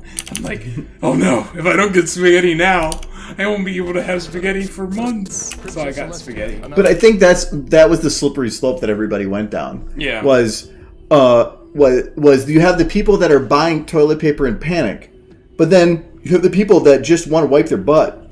Yeah. And now they're worried that they're not going to have it there when they need it, so they buy extra. And then the people that actually do need to wipe their butt go there and it's not there. There was somebody at work that was saying, they're like, I'm not shaking your hand because of Corona. I'm not shaking your hand because there's no toilet paper. It's not bad. But I'm not too worried about the toilet. No, we still have a ton, and I got mine in December. Yeah. So you hoarded it before it was cool. No, I got one package. No, actually, NPR had a thing this morning. They were saying that a psychologist was saying one of the main reasons that people hoard toilet paper is because, and again, psychologists, so it's all what they think. But the thought is when you have a panic situation, you have an instinct to try to control it some way or another. So by hoarding or at least grabbing things, you feel like you are at least doing something to prepare yourself for something. And when you go to the store, you're grabbing a bunch of stuff. But the more stuff you grab, the more accomplished you feel. What is something that is really big? Like toilet paper, I guess is what you're leaning towards? Yes. So the idea is, by grabbing a bunch of it, you're going in, or you're walking out spending at least fairly little, but buying a lot. And you feel like you have now prepared for winter or something. It's stupid, but they're saying that that's what they see as one of the reasons why. And it kind of makes sense, but I'm thinking it's just that, and with the secondary reason they said where people when they're in a panic situation and don't know what to do, just look to the person next to them and see, what are you doing? And they said that person bought toilet paper. well, then I should buy toilet paper. And then the next people are like, oh, crap. They're buying it. There's got to be a reason that they're getting toilet paper. I'm just imagining all the people like 2 months from now who still have just like ridiculous amounts of soup in their cabinets. I bought soup. How much soup? 4. Do we have enough for the year? I bought 4 cans. And it was only because I like Campbell's Chunky. Yeah. And so I bought some that looked good. It's probably gone now. All the soup was quick. Did you eat it? No, not the one. Oh! I'm like, it's been like 2 days! I immediately came home. You just dumped all 4 into one? It's like soup. Chipotle chicken, noodle, steak, beef, potato. Devoured it all. I did gain like 4 pounds in Vegas. I did. You were there for 4 days. Yeah. What did you eat? Tourists? It was like all you could eat sushi. Oh, you went to the all-you-can-eat places? Yeah. I didn't eat any of those My places. boss was taking me out to all these places. Oh, you didn't pay for any of it? I didn't pay for anything. Was it good? Yeah. Yeah, that was the one thing I didn't like. My first Vegas trip was a work trip, and I didn't know what my limits were for spending on business, so I went cheap. So I went to I'd never really been to a Whataburger, so I got to, no, not a Whataburger, In-N-Out. I haven't been there either. In-N-Out was just around the corner from where I stood, so I got to try that. So I went cheap. I never went to any of the buffets. Now that I know that my limit was $75, I'm sad that I didn't, because I could have went to every buffet every night. Yeah, right? So I mean, I ate it every morning. Me and my boss would stop at Johnny Rockets for breakfast. And it was like $20 for breakfast. And that's with water. Like, not even a bottle of water, like a cup of water. Sarah, have you had... Because you probably had... Did you have In-N-Out where you lived? Like in a born and raised type thing? Or, like, how old were you when you moved out of California? Because he definitely had him in California. Oh, yeah, there's that too. Because, like, I've heard from a lot of people I've heard of, if they were born and raised around an In-N-Out, In-N-Out is the best. And it actually is pretty good. I mean, it is In-N-Out. Like, for when I went there in Vegas, it was super busy, and I was still In-N-Out in like 5 minutes. And if you get the burgers or the fries monster style, they're great. But if I have to choose a place to go to, Five Guys I still prefer. 2013. Oh, so that wasn't that long ago. I think Culver's is better. But I don't see them as the same thing. Culver's is a fast food type thing. To me, In-N-Out is more of that like and the whole thing about burger getting joint In-N-Out because it's fast. No. To me, In-N-Out and Five Guys is not the same thing as some of those other places. I consider a place that like Five Guys only does burgers, hot dogs, and fries. What In-N-Out basically does the same thing. Culver's has a whole large selection of a whole bunch of stuff. Yeah. It's more of like a standard fast food. They don't specialize. In-N-Out is more of like a narrowed menu. But they do good with what they do. Yeah. I just feel like a lot of their stuff is dry. Well, not in a bad way, just drier. But Five Guys is the other direction, where they go and they just take like bottles of grease and spray it on top of your burger when it's done, and it's delicious. I mean, I like Culver's because they fry the buns in butter, and that's awesome. Oh no, yeah, that's the one thing I liked about In-N-Out is it's good and cheap, and that's a good combo. Five Guys is a little bit more... sir, have you ever had Five Guys? They're pretty popular around here. Sorry. Or I don't know if anybody here's ever had Five Guys. There's quite a few of them around in Minnesota. And I in Kentucky too. Did they? Mm-hmm. Oh, okay, cool. I love Five Guys. And the Five Guys by Target here in the winter, I don't know what they do, but you can be a mile from that place, you can smell it. Oh yeah, I can smell it. Oh, it's so good. There's so many times that's got me, and I've ended up sure putting they in. pump the smell up. Yeah, they're more expensive, but I also feel that they're very, very good. Their burgers are like good burgers, and if you get a small fry, they just dump fries and more fries. So I do feel they're more expensive, but I love Five Guys. If I'm going to choose a burger place to go to, I would go to Five Guys. There's also Smash Burger around here. I've never eaten there. I went there once and I didn't. We used to call it GameStop Burger because their sign was like red and black Smash Burger, which is like GameStop. But I didn't think they were as good. I agree with Surya. Five Guys fries are good.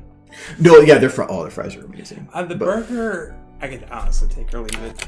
I love the burgers. Culver's has better burgers. But again, they're not comparable. I will say, compared to like... You're comparing burger to burger. I mean, well, okay, if you're talking sandwiches, I can't really say much because I don't know if I've really had Culver's burgers. Normally I'm going to go there and go for their chicken because I like their chicken. Or their ice cream. They have really good ice cream. Dairy Queen has better cheese curds, though. I wouldn't be able to say anything, but I can maybe see that. Well, no, you talking like Dairy Queen, or are you talking like Culver's to Dairy Queen? No, well, no. Dairy Queen has better. Dairy Queen. There's two different Dairy Queens. Yeah. There's Dairy Queen, and then there's the Grill and Chill. I don't know. Grill and Chill is what is basically Culver's. Okay. And that's it, to me. Then yes, then that could probably be comparable. I like Culver's ice cream more than Dairy Queen, though. I think the only reason I don't like Culver's cheese curds is because they use cheddar instead of mozzarella in a lot of their cheese curds. What are you talking about? Baba grease is delicious. Talk to Michael. He loves grease. Well, yeah. In the right. I can understand. I can take a In-N-Out burger and eat it while driving or eat it while moving.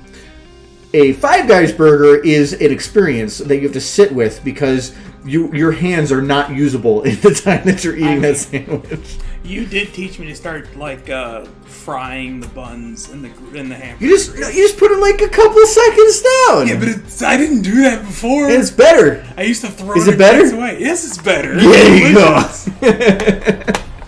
Well, Five Guys does that too. If you watch them put it, they put it on the grill. Okay. That's essentially what McDonald's does. McDonald's puts it through that like double thing. It's just a toaster. Yeah, it's a toaster with less grease. It's just heat. Yeah. But if you throw grease in there, it's even better. Yes, the grease is the good part. McDonald's isn't like soaking in grease. Not changeling.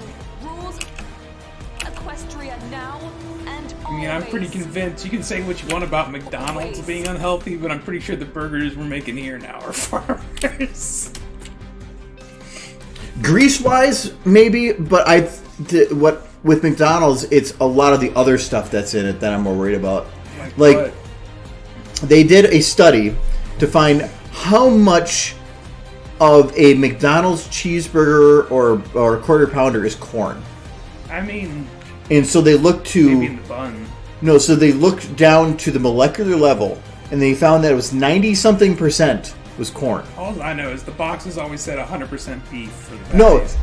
No, it was because with the amount of cornstarches and things, and they included the drink with all the cornstarches in there. Corn in there. And then genetically, looking at the biological bits of the beef, what was fed to the cows? Probably corn feed. Corn. And they could see that in the beef. So they found that it was vastly more. What you were eating was just various versions of corn that were either converted into meat or were just converted into some other product. Corn is definitely the crop of the U.S. There's no doubt about it. But that to me, so a McDonald's burger, you're going to maybe have slightly less grease, but the only time you're going to get less grease is if the burger's been sitting in the warmer for goddamn forever and it's just all evaporated. If you pull it right off the grill, they're pretty greasy. Yeah, I mean, I worked at a McDonald's for 3 years. I did too, so. Yeah. We had the tray liners that soaked up some of the grease. The beefy barbecue wrap that we used to make is you take a quarter-pound patty, you would chop it all up with barbecue sauce and cheese, and then you would put it in a wrap with ranch dressing. I don't think we made that one. Oh, no, we never. It was never on the menu. We just made it in the back. But when you fresh made a quarter-pounder and chopped it up, it was just grease. It became a soup in a tortilla. It was delicious. When I worked at McDonald's, I weighed 250 pounds. And part of the reason is I would make specialty sandwiches just for me. When you work there, you're going to make everything. Yeah. It used to be like, I wonder what a chicken patty will taste with a beef patty and Thousand Island dressing. One thing I would make all the time was the double McChicken, which was I would take the Big Mac bun and put 2 McChickens on it. McChicken chickens, and then just like... McChicken chickens? McChicken chickens. What's a McChicken chickens? It's a McChicken, but it's chicken. The chicken from a McChicken. The chicken from a McChicken, yes. So the McChicken chicken. Not the crispy chicken, the McChicken chicken. You don't know what a McChicken is? I thought that's like asking you like, What is a horse? I worked at McDonald's back when the double cheeseburger was $1.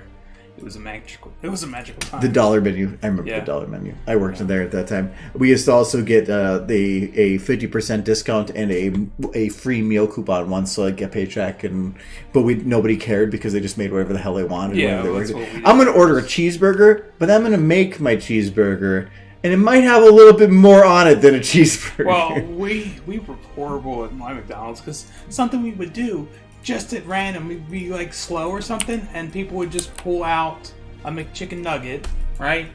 Wrap it in a piece of cheese and just eat it. It's like all the time. Oh, I don't know if we did that. I used to walk home at night with like the one night I walked home with 20 apple pies. Because it's like a whole bunch were made for some reason and nobody ate them. Well, yeah, I mean, you're supposed to throw everything out at the end of the night, but people, I mean, they're not going to waste food. They're not supposed to, but that didn't stop us. No. Didn't stop managers from going, I don't give a shit. They didn't give a shit. There was one time in my McDonald's where somebody really fucked up, and essentially there was a bunch of food left over at the end of the night, and it was clear they intended it to be a bunch of food left over. And then they used buns and stuff and made a bunch of sandwiches, which is a big, big no-no. It's one thing to take things like things that you're going to throw out, but when you're pulling buns and stuff to make sandwiches, that's stuff that wasn't going to get thrown out. You're just basically stealing it. And they made like 50 burgers. Yeah, no, there was people that would try to do that where we are too, and They got yeah, they'll get their comments. We actually had one guy that when you went on break, if you were working we call it back booth, but it was the first line at drive-through, like the one that took money, where you would go on break and he would take over for you and he would steal money from your register. Oh, shit. And so they suspected him of it because they had a couple people, and the only connecting element, because these are people that would normally wouldn't steal, that the only connecting element was this guy was covering breaks. And so this guy covered break. And then right before the end of it, they come to me and they're like, okay, just so you know, we're not going to put you back in back booth now. And we're going to count this guy's register right now. Like, thinking that I was about to come off break. And so that you're not going back on back booth. Because that was normally my position. I worked in back booth for like a year and a half doing drive-thru. I loved it. You got to stay away from people. You got to deal with random people, but you didn't have to deal with the other assholes. So yeah, they pulled me from it, and then they found out he was stealing because the register was short. It was my register, but they suspected that, and he got fined everything and gave the money back to the other people. Nice. But that place, what ended up being the nail in the coffin for me there was I got a job at my high school where they were paying me equivalent amount of money to work on websites. Mm-hmm. Way more fun than McDonald's. And it was during my school hours, so I could just quit my job and not have to actually have any more hours worked. So they, and then one day I went in, they canceled my vacation that was coming in a week because they said they needed somebody. So they just canceled my vacation. And then they charged me like $2.30 for a shortage on a till. Yeah, you were just done. And I'm like, no, I'm done. I'm not coming in tomorrow. I quit. Yeah. And they're like, they're like, well, can we talk about this one? No. I actually don't care. I had the owner of the building call me like a couple days later when he came back into the building and asking, he was like, what can we do to help convince you to come in? I'm like, nothing. I'm done. I was one of their star players, and I'm just like, no, Yeah. no, you're charging me $2.30 for bullshit. No. Yeah. Yeah, it's not like those jobs pay super well already. They have taken Well, out. when I started that job, I was $5.50. Yeah. And then when I turned 16, it bumped up to $6.50 because it was a minimum wage thing. Minimum wage, yeah. And then I was making a quarter raise every quarter, so I was making $1 raise a year, which is pretty good at that amount. And I think when I left, I was making $9.50 as a crew trainer. But when I became crew trainer, they're like, "You're going to be a crew trainer. All these responsibilities. We're going to give you a 10-cent raise." I think when I got the position of maintenance, and I think I was like 19. I started there when I was 17, and I got maintenance when I was 19. I think I got $10 an hour for that, which is pretty decent for McDonald's. Mm-hmm. It's essentially management pay. Well, that's why I kind of feel like from when I was making $9 an hour as a webmaster at my high school in 2003, and when I quit trucking, which was 3-something years ago. So that was 2017. So over the course of 15 years, I went from $9 an hour to 17. And I was 15 there before that. Until I fought to get to 17. So I feel, when I look back, I'm like, over that amount of time, I really didn't go up. Yeah, between that and trucking. Yeah. Yeah. Not really. It was, I was struggling, and I thought it was because of other issues, but it was because world was getting expensive and I wasn't following. Yeah, I mean, I was probably in my last job way too long before this one, but part of that was where I lived didn't have a whole lot of opportunities, especially in my field. Turns out there's not a whole lot of call for electronic technicians in BFE, freaking Kentucky. You want to do something with a 4-H club, you're golden, but otherwise. Moving to Minneapolis helped me out financially quite a bit, and I hope it keeps doing that. Because, boy, they run me ragged. When I went to college, my original intent was to move to Seattle or to Houston. Because there was the three main tech areas in the United States are Seattle, Texas, and Silicon Valley. I don't want to move to California. Mm-hmm. So my original intent was to get a software development degree and move out to one of those places. And then everything kind of fell through. My life went to shit for a while. But then I kind of just went from I hate Minnesota to, you know what, I actually like it here. So fuck it. And Minnesota's actually pretty tech. Yeah, Minnesota, like, there aren't many states that are, like, have better pay rates than Minnesota. I think it's third. Well, a pay rate, like, where the average pay to cost of living balance. Yeah. Because California's high cost of living, but you get a higher pay, but whether or not that balances or not. Yeah. Our blood. Like, they weren't the worst. I think they were far from the best, but they weren't the worst. Like, where I came from, Kentucky, was like 6th from the bottom. So I went from 6th from the bottom to 3rd from the top. Your house cost 1/4 as much as mine, though. Yeah, but I was lucky to have the job I had, and I was still just barely making ends meet, like, month to month. You know what I mean? So it balances out, but the way I've always seen it is, if you live in California, you get paid more with a higher cost of living. In Kentucky, you're making less, but with a lower cost of living. But if you order something online, it's the same price. Yeah, and if you ever want to do, like, 401k, stock investments, they're all the same price, no matter where you're at. Which means that if you're spending 30% of your income here and you're spending 30% of your income here, you're still getting more on your 70% up here than down here. And if you, like, get old and want to retire, and you, like, say, sell this place, you could retire to Kentucky like a freaking king. Yeah. Well, no, you could, like, move to, like, Mexico and do that or something if you really wanted. I'd want to do that. I'm just saying. No, but there are places you could go that would do similar. Yeah, like, a lot of people do retire. Like, a lot of people used to retire to Florida. It's expensive now, but back when it was, like, the place for old people to disappear to before Orlando kind of blew up for the 70s, yeah, it was cheap. You could retire to Florida like a king, and the weather wasn't too bad when there wasn't a hurricane. It's crazy to even think about that. Orlando really wasn't a thing for the 70s. I don't plan to ever sell this place though, and I plan to buy another if I'm going to do that. So unless something works out, who knows? Future's in the air. Like, I didn't think I was... I'm already paid ahead to the end of the year for principal. I mean, if someone told me even 2.5 years ago that I'd be living in Minneapolis, I'd be like, why? But no, for this place, I've been paying extra towards principal, and I'm currently 1 year through my principal.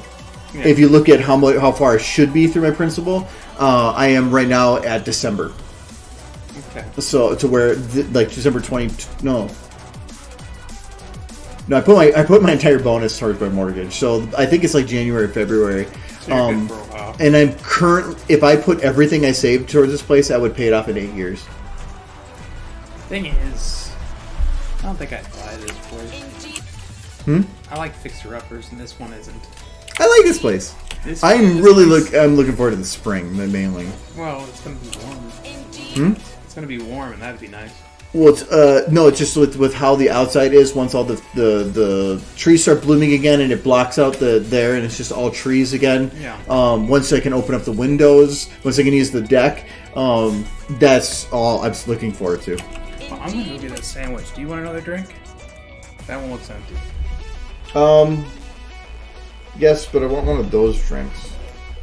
I can mix something for you. I can't. I'm scared. I can't guarantee the ratio is going to be to your liking. No, you know what? Do your thing. Do your thing. My thing's going to be walk over there and get a sandwich. Do your thing. You don't trust him to mix a drink.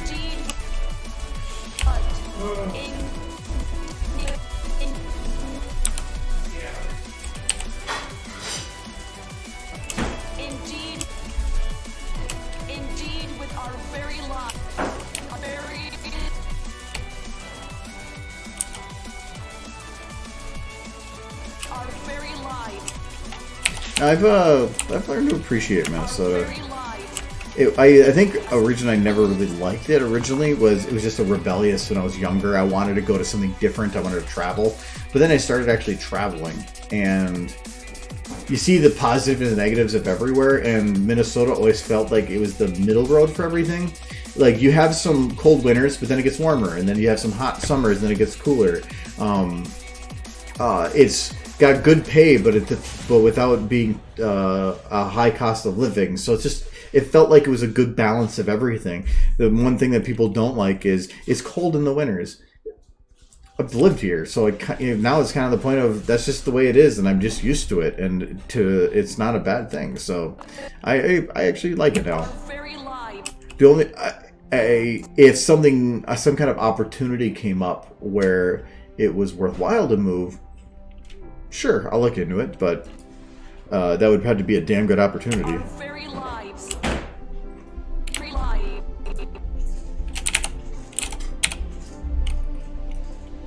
Got some lettuce. Got some lettuce and put it on the sandwich. There's also mayo and mustard. It's I didn't want to put that on there either because it would just like make it all wet.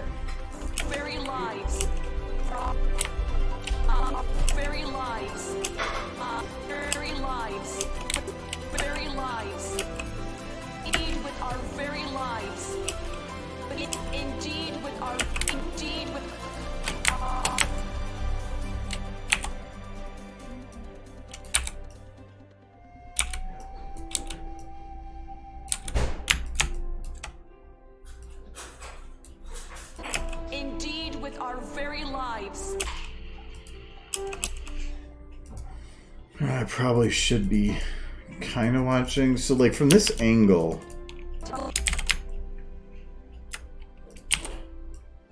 So that one is kind of visible, but is this part visible? What is this one for? Oh, that's that one. That one I am going to kind of have to watch. I should be kind of offsetting that. So, like, up here... To me, this would be like this. We must meet the threat with... You know, I'm not going to do it that much. I'm going to put it down a bit, and then I'm going to put this down and this down. Our valor, our blood, indeed with our very lives. From this angle, I don't need to worry about it, because you can't see any of that anyway. To ensure that pony civilization... This one I will.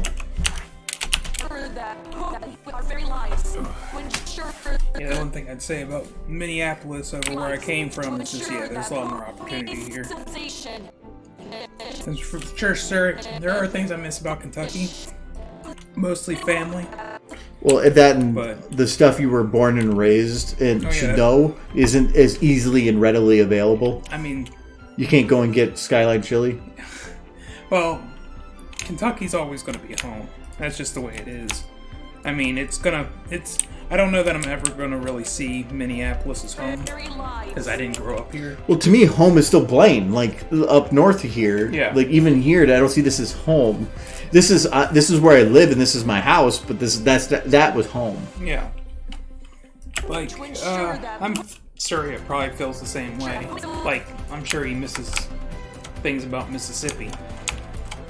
Or California. Or California, yeah. That pony civilization. But That pony a civilization. whole lot more opportunity Pony here, civili- for sure. Does get cold though. He's just like, no. I don't miss any of it. No, you get and this was a mild winter, thankfully, but no, to me, I'm cold right now. no, now for the next Like, we're sitting right here. the next week and a half to 2 weeks is supposed to be like 30s and 40s. No. This is actually nice. This is getting to spring weather. Now I all the snow is getting out of here, and Get back to me when it's in the 60s, and we'll talk about being warm. you still have a little over a month. Yeah. April is 50s, and then May is when we'll start getting to the 60s.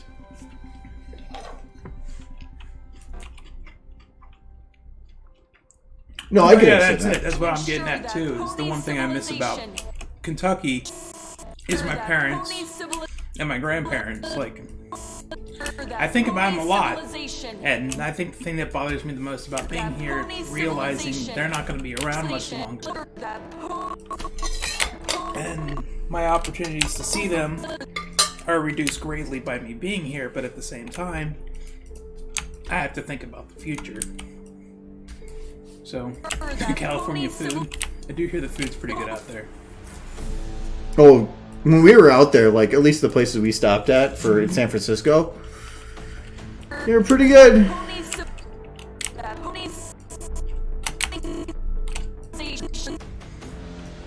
Yeah.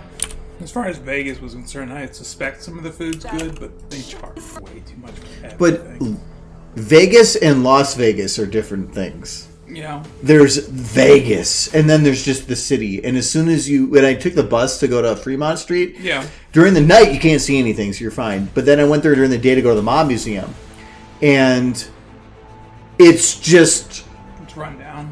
It's just all small buildings. There's nothing big. Vegas is all the tall structures. It just felt like like I was driving through something in Sim City. Mm-hmm. They had some really weird roads, but otherwise it just didn't feel like a big city. It felt tiny. Yeah. I mean, I thought the same thing when I was driving towards the Strip. But before I got to the Strip, I looked off to my right, and there were a bunch of really tiny houses that just had, like, it felt like an RV park, but houses. You had, like, the chili pepper lights and the stringed along, and it looked like dirt paths between everything. And it just looked like something out of the 70s, and it just never changed. It was super, super small places where people lived. And, I don't know, it's just, it felt more like a RV park than it did a place where people would live permanently, but there you go. Did you ever go to Riraz? No. Didn't think so. Yeah, my boss pretty much decided where we went. I brought it up with him, but he didn't want to go that direction, so that was pretty much the end of it. Not changeling. Rules equestrian.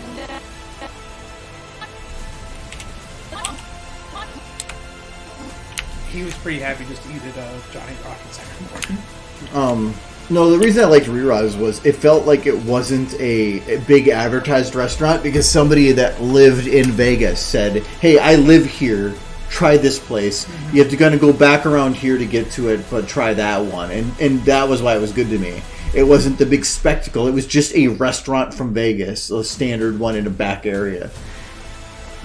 Though I couldn't figure out how to get into Luxor, and I walked around the entire Luxor to try to get it there. Oh my god! But it was January. It was 70 degrees. I was not complaining about the walk. It was beautiful. Oh, I got my walk in there for sure. There's a lot of walking back and forth. The thing that drove me a little bit insane is that the monorail doesn't go to the airport. And this seems like such an obvious, easy thing to do.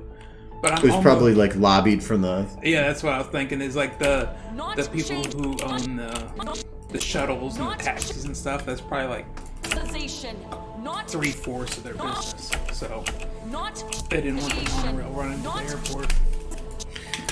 I think my shuttle cost me like $15 to get to my hotel, but I didn't care because I charged it back to the company.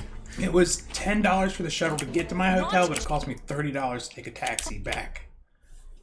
So,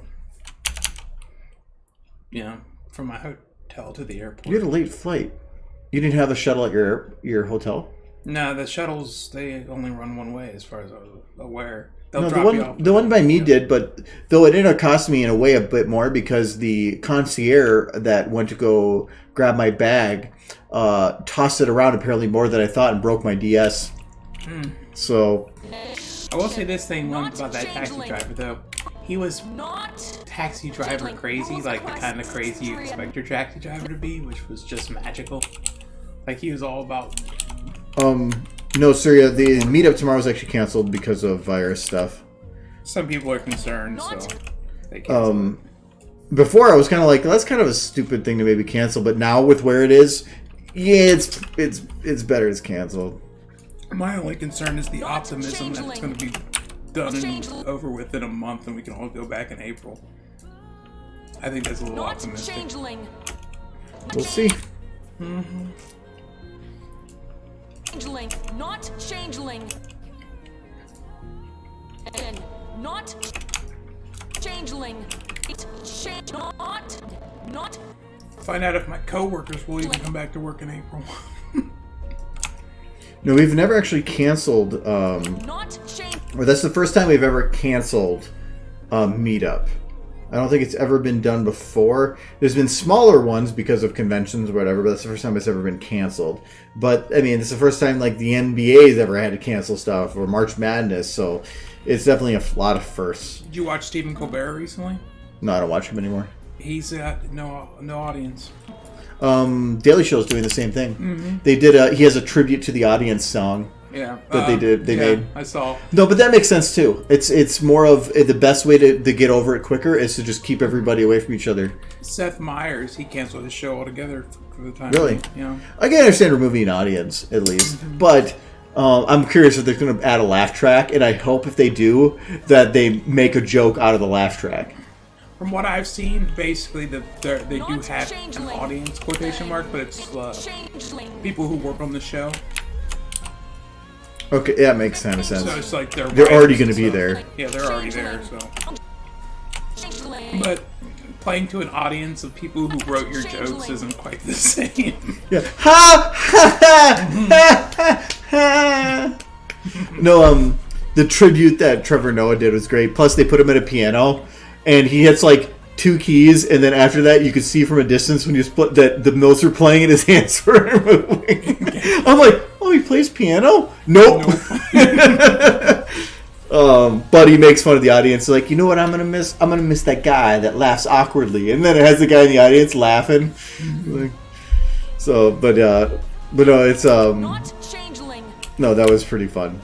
But no, it makes sense. It's gonna be weird watching Plus, these shows. To me, by having a public display of people doing that, it helps legitimize other things doing it. So it's not just one group doing it and then everybody going, why are you doing that? Nobody else is. Now it at least makes sense. Well, I mean, it makes sense because they were even talking about it on their shows that doing this, coming out to this event and being here is a really bad idea right now. You shouldn't be doing this. So it makes a lot of sense that they'd say, yeah, stop doing it. We can't have you here. It puts everyone at risk, including ourselves. It's not worth the risk. Well, it's not the risk to get it. It's the risk to spread it. To spread it, yeah. If you get it, then you're going to give it to somebody else who gives it to somebody else. That's where the risk is. And I don't think the government cares about you catching it individually. They care about what you do with it when you have it. I'm going to go get it and wander into an old folks home to visit my granny. That seems like a good idea. It's a game. How many old people can I kill? No, that's the whole reason the meetup. Like, there's people angry about the meetup getting canceled because they said, well, the chance of me catching it are low. I'm like, that's not the issue. It's spreading it that's the issue. And if you catch it and you give it to somebody else, and now do you feel personally responsible for that? There is one person who is in the general Minnesota Brony group that's kind of been irritating me a little bit because they've been trying to downplay it and act like it's not a big deal. I'm like, yeah, but it could become one if we don't take precautions. Like, it's like, oh, it's not killing that many people. I'm like, yeah, let's keep it that way. Yeah, the whole reason it's not is because people are doing what they're doing. Exactly. Let's not. You're playing fire. I bet you there was a lot of people in World War II that are saying, "Don't worry about Hitler. He's not killed that many people." Well, that was the thing with the Spanish flu, is that governments try to downplay it and pretend it wasn't. That's what China was doing originally. A big deal, because they didn't want to demoralize people. They didn't want people realizing that their sons and fathers and stuff were going off to war, and instead of fighting, dying of death against the enemy that they all knew was bad, they were just dying from freaking the flu. They didn't want people knowing that, so the governments basically kept it out of the media. I mean, the only reason we even call it the Spanish flu is because the Spanish government was neutral during the First World War, so their media actually talked about it, and that's where a lot of the world learned about it. It's just because Spain was actually willing to talk about it, where the rest of the world wasn't. It's like, wow, you're the only one doing anything about this. We're going to make sure that we remember the deaths in your name. Some of the earliest recorded cases were actually in Canada. Damn Canadians. But, yeah, we didn't find out about that until much, much later.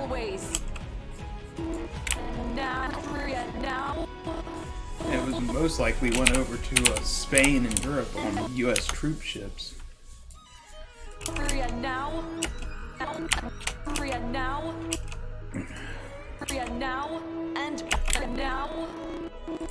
But yeah, there's a pretty big danger into trying to downplay something this serious. I don't think it's that serious, but if you don't treat it as that serious, it will be that serious. It becomes serious. So no, and that's what they're doing. They're not trying to cause fear, but if you don't do it, get at least people like this could be a problem if you don't. And that's kind of what Italy did. Italy didn't handle it really that correctly, and it became a problem. That's the one advantage we have over now compared to when the Spanish flu was a thing, is that governments are actually trying to do something about it. They're not trying to cover it up. Well, it's harder to cover it up now with social media. Yeah. Back in the 1920s, it was a lot easier. Governments had a lot more control over their media. Well, even like China has a lot more control over media, and they couldn't. Yeah, eventually it got out. They tried, but eventually it got out. Always. Always. Always.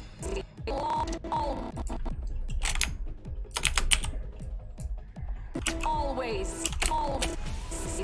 He's so cute. Always. I like that horse. Always. Always. Always. Always. Always. Always.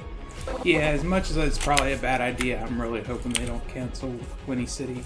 I hope they don't, but at the same time, I would understand if they did, but yeah. I don't. But even if they do say they're going to cancel it, I'm not going to ask for my money back though. Me neither. Because otherwise, you're not going to have another one. Mm-hmm. So, I want there to be. Plus, I'm pretty sure that they'll just send out anything they would normally get as a support thing. Mm-hmm. But if they do, I won't cry about it. If anything, it'll be good in two reasons. If it happens, great, convention, love it. If not, I'm already short on vacation and I don't have it. I'm going to have to work a lot that week. So then I don't have to, and I can save it for when I'm actually going on vacation to Utah. So both ways is great. As far as I'm aware right now, it's the only convention I'm going to go to this year for Pony. And that makes me sad. So I'm hoping I get to do it. Always. Go to TrotCon. Yeah, but who would go with? Trey. Jay? I like Jay, but he's not the best person to go to cons with unless you're also horse famous, because that's who he's going to put his focus on. There's other people. I don't know other people that well. Yeah, no, I didn't say that there was other people you know. There's just other people. Other people? Random people? Like, there's gonna be like Ardale maybe? I don't know. Ardale's cool, but I don't know him that well. You just go sit at his booth, be like, hi, and then just sit down and like, never leave the entire convention. Like, he comes in the morning, you're still sitting there, he's like... I mean, I think I know Ardale well enough that he knows my name, so he'll basically just be like, hi, Mike. If you give him enough money... I mean, yeah. Yes. Commission stuff from him the whole time. That's what you need to do. Yeah, just... No, don't commission stuff. No, I can't even get just keep giving him money. Just stick it in his jockstrap.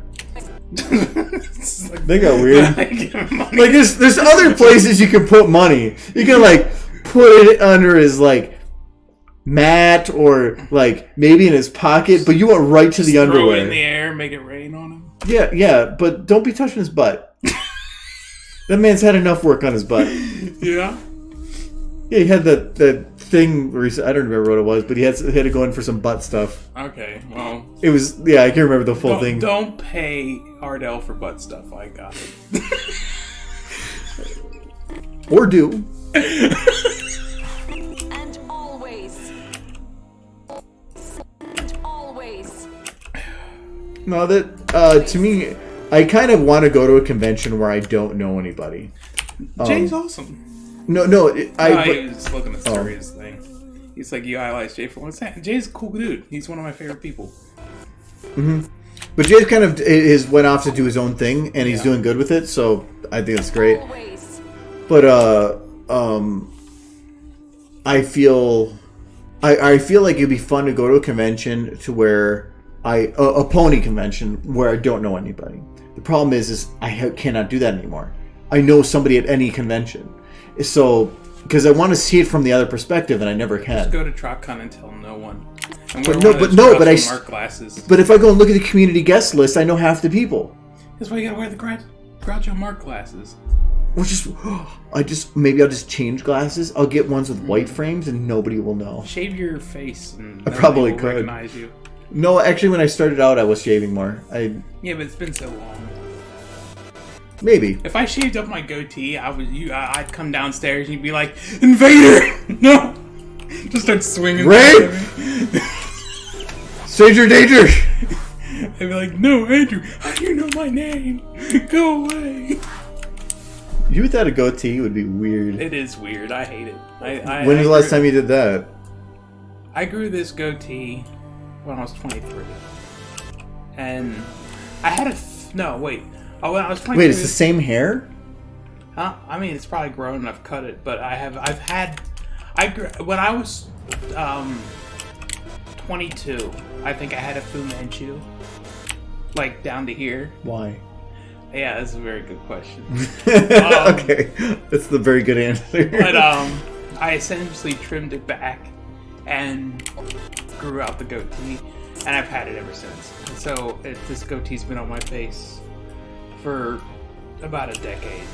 Her Highness Shaving it now would freak me out probably more than anybody else saw me without it. It's the same thing with me. Like, I don't go for anything specific, but I shaved fully like a year ago, and somebody questioned it. So you look better with facial hair. Well, no, and I have a baby face otherwise. Same. So I always do, but the only thing I ever shave is my neck, and I'll just get rid of the thickness of it. But every now and then I try to shave it off, but I'll do it like the spring to just kind of get a full clean. Mm-hmm. But in the winter, it's nice because it's warm. So. Like this part under here where it kind of goes all the way back to my neck. Like, it's not so much a stylistic choice where I don't trim this. And like a lot of people have goatees, they trim it and it's just on the chin, right? But mine goes back.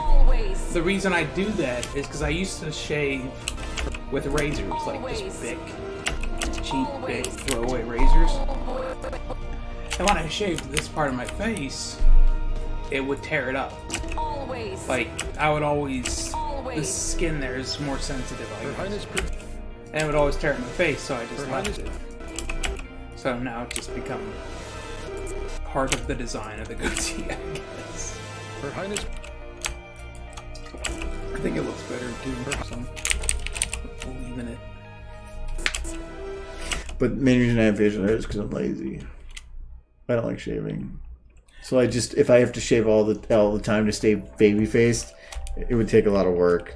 So I got rid of my normal shaver. I got a trimmer, and that's all I use now. When I was in college, Highness Princess Celestia there was a period announces of time when I was in my early 20s, 2021, Our blood.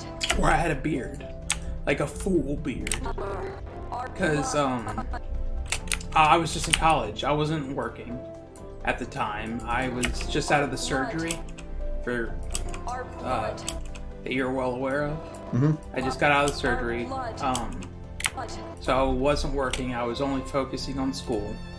I was living with my parents, Our and blood. I just decided shaving was too much of a hassle. Blood.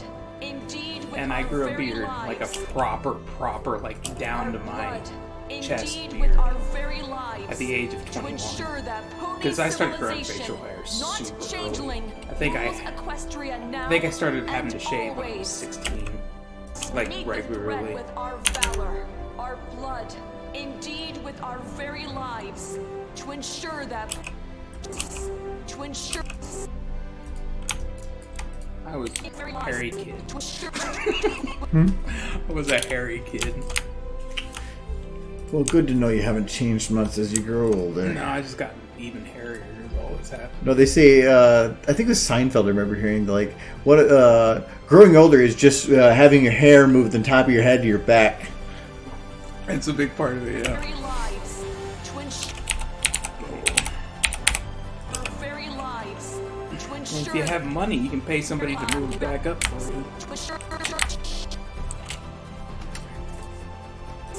to ensure that pony civilization.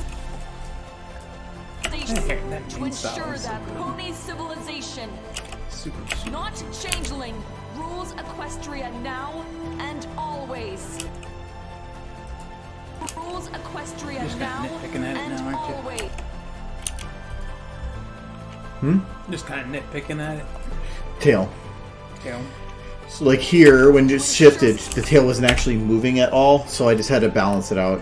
It's the way I always do, like, secondary animation, which is what all this is I look at it and say,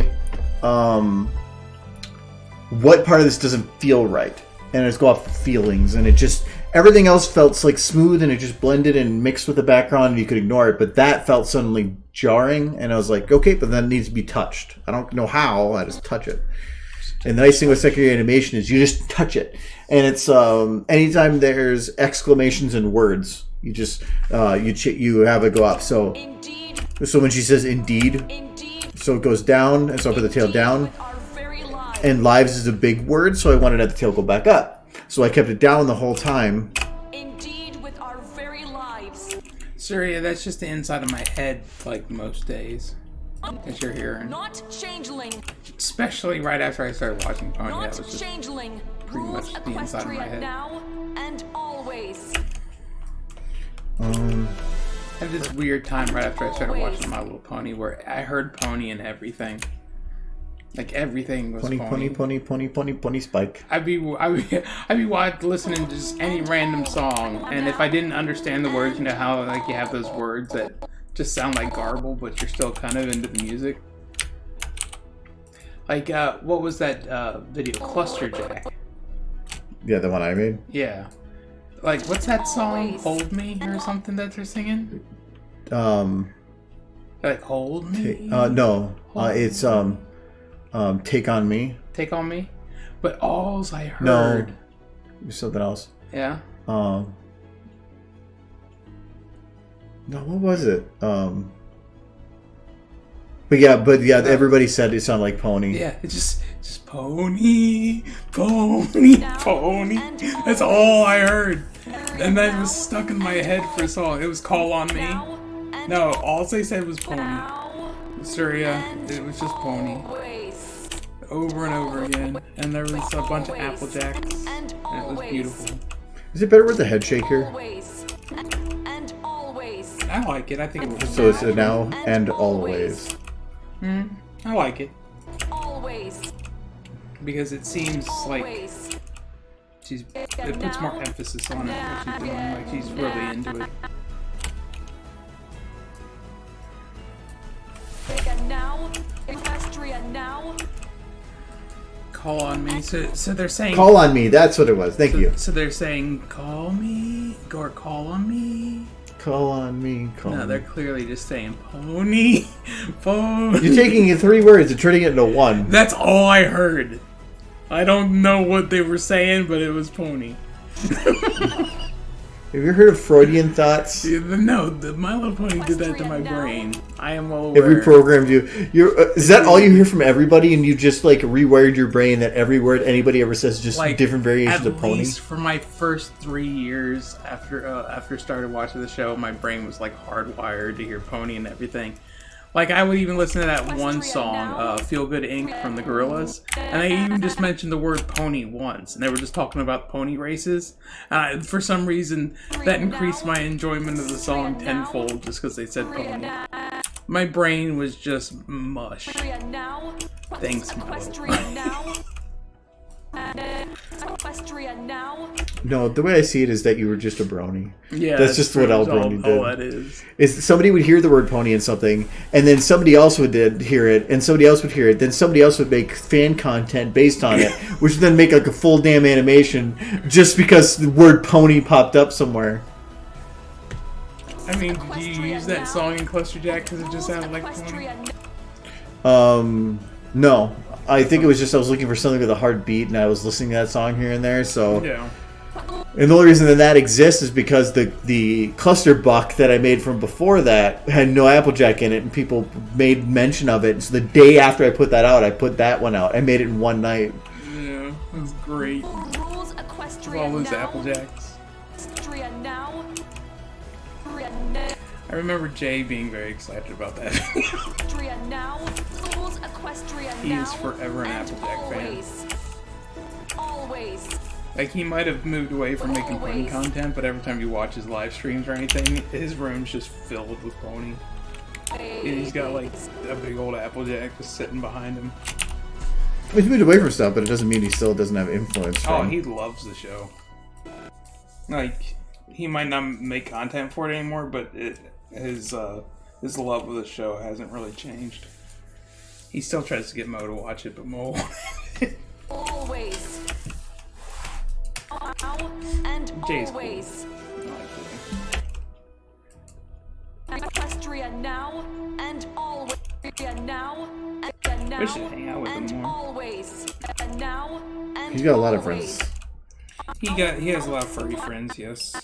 Who are also into wrestling. And they do a lot of very different things from what we normally do. We like to go play board games and hang out, and he's just likes going out drinking, and then some of the... I like inviting him to sociables. Yeah, he's fine with that, and that's fun. Just go and talk with him for a while. Always. But like the time we were over there for his move, and one of the guys just decided to like strip down to his underwear and come jumping out. That's not really my thing. I mean, that happens. I think we went to one of his wrestling events or something. That was his moving thing.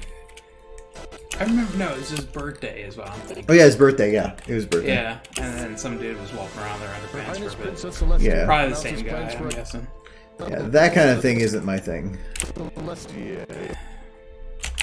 Announces Unless it's yours, I mean that's fine. I mean, not so much, but it doesn't bother me one way or the other. Well, just I'm getting too old. things where that is what is funny. It just to me is not funny anymore. When I was younger, yeah, but as I've gotten older, not so much anymore. No, yeah, you were there at Syria, weren't you? Jay's birthday. I think Dex was there. Yeah, it was his and Jay's birthday are really close to one. I remember his announces plans birthday. for a counter. Just like that's like a sick of your shit look. He's like, Mike, I told you for the last time. No boobs. Michael, Yes. Yeah, boobs. you're fired. Fired from what? Boops. No. No It's more all boops. I know. No more boops. Nevermore. No. Banned from Boop. Just like she puts like little. How would you ban me from boops? I would Death. never stop. Death. Oh no. If you poop, you will be murdered, and I can just see me there right now, just like hanging over. Death by Boop. It's like just over a pony, just with my finger inches from her face. Like she's like, if you boop that pony, it is death. Okay, well, see, what I think is funny is that And I just run. is if you boop, it's a finger to a big bushy nose, and you're like, yeah, boop. But then they're like, okay, well, we're gonna boop back, and then you have a nice squishy, pointy nose with a big fucking hoof. So it's like you go boop, and then they go crunch. That's not a boop. That's a bunch. That's not fair. You would not have a nose. You would be the Grim Reaper, or the Crypt Keeper. I mean, it's no too hard. The boop. There would be. How So could you if not this boop that face? if this was you, Why no? No, you broke her. that would be you. Her boop was broke. She has a really small nose now. That's weird. It's not okay.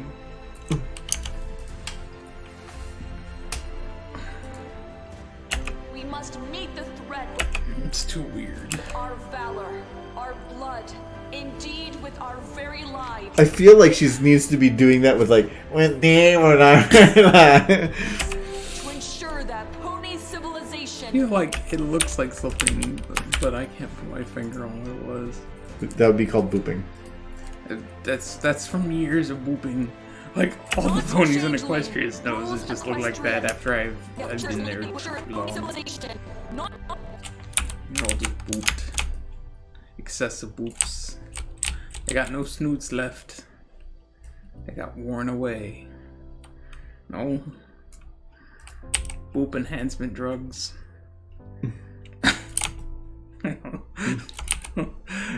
Something horrible is happening there. We must meet the threat with She got our a pancake valor. on her face.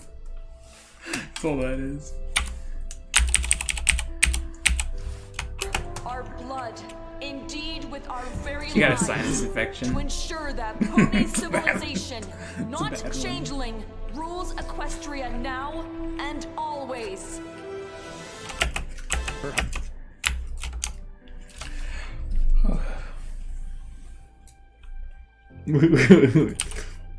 You talking shit?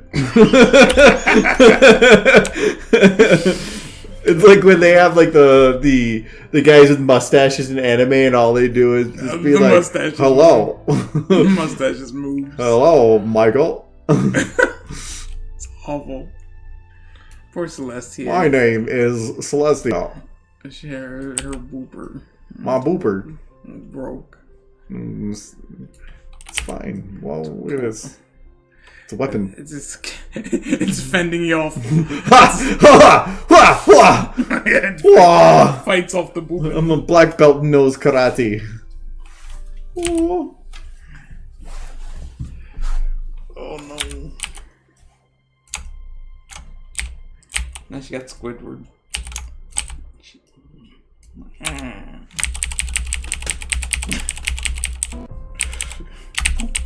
Oh, there it is. Oh, fixed her boop. I don't know what's happening to her face now. We must meet the threat with our valor. She looks like Our she's just blood, like, indeed I with ate our shellfish very and I'm lives, allergic to to ensure shellfish. that pony civilization, not changeling, rules She's just trying to Equestria escape now. and always. I'm just like, please ignore my escaping face.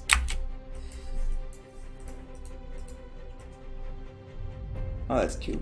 Well, actually, I never added. Oh, I did.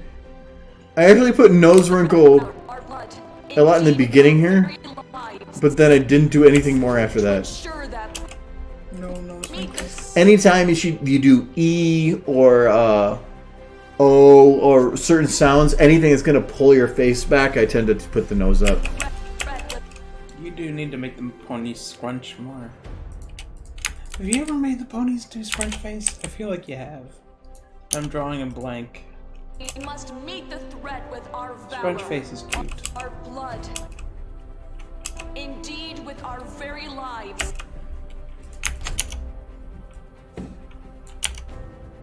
We must meet the threat with our valor, our blood, indeed with our very lives. Something is up with her to face. ensure that pony Something is not civilization, right. not Her changeling, eyes are rules getting very Equestria wide. now and always. This is when she's on her 12th cup of coffee. Yeah, and no, it hasn't slept in 36 hours. This whole time she's been angry, but what if instead she was sad? We must meet the threat with our valor, our blood. This is just like, indeed with she's our giving very this speech, lives, but she knows they're to ensure screwed. that pony civilization, Like, not yeah, changeling, I'm giving this speech. No, this 'cause looks like I she's tired. already that planned pony it. civilization, not Yeah, she's changeling, just rules tired. Equestria now and always. It's like Celestia giving a speech. Or not It's Celestia, more like Fluttershy. pleading than it is confidence. It's like, please, we have to beat the changelings. If they don't, they'll pretend to be really. We must meet the They'll threat steal our with love. valor, our We need blood, that. She's very skeptical indeed of everybody in with the our very Adams. lives, to ensure that pony Like, I was using my love to be alone for another 1,000 years. not Boom. changeling, rules Equestria now I don't know if I want to deal with her and eyebrows or not. always. I hate eyebrows. Meet the threat. It's like, hey, you know all that work you had to put into animating something? Let's add another thing. Well, isn't And- that true with absolutely every, like, you've been animating the tail for a while. But the tail, at least it's usually two bones, the base and then the top bit. When you're from that angle, then you don't have to worry about it. This one for moving left and right, up and down. This one for just the left and right swing, and But then how I'm many done. bones can there be in the eyebrows? 3. 3. The only ones I actually need to worry about though is this single one. The other ones are just for like some kind of control, but the eyebrows all have pre-made bits. So right now they're set to angry, but Well, if you can do deleted the eyebrows, probably nobody would even notice. they help enhance a lot. So when she goes to do certain bits, you could do sad and switch to like this, and then you normally have to bend them backwards, put them back a little bit like that. But this is the issue. They're floaty, meaning that for this to work, I would have to take this and I would have to move it to about here to get it locked to the actual body. Well, then she moves, or you change this from sad to angry. Well, now I have to move this forward, so I'm going to go and grab this bone, and we're going to go and put it a little bit forward. Oh, well, now it's clipping, so I got to move it out. Oh, now I got to adjust it, so it's like this. And does that angry work? No, not really. We're going to have to go put it like this, maybe. Well, then I got to move it again. This is clipping a little bit. So it's all this adjustment craft to just get them into position, which really, you can't do anything about it. That's just the way that they're going to work. She's like, the fuck are you talking about? You're like, what? I mean, you do get you can pull off a lot of really good expressions with the eyebrows. No, eyebrows are, that's why I said they're great, but they also suck. Yeah. The main ones I use are,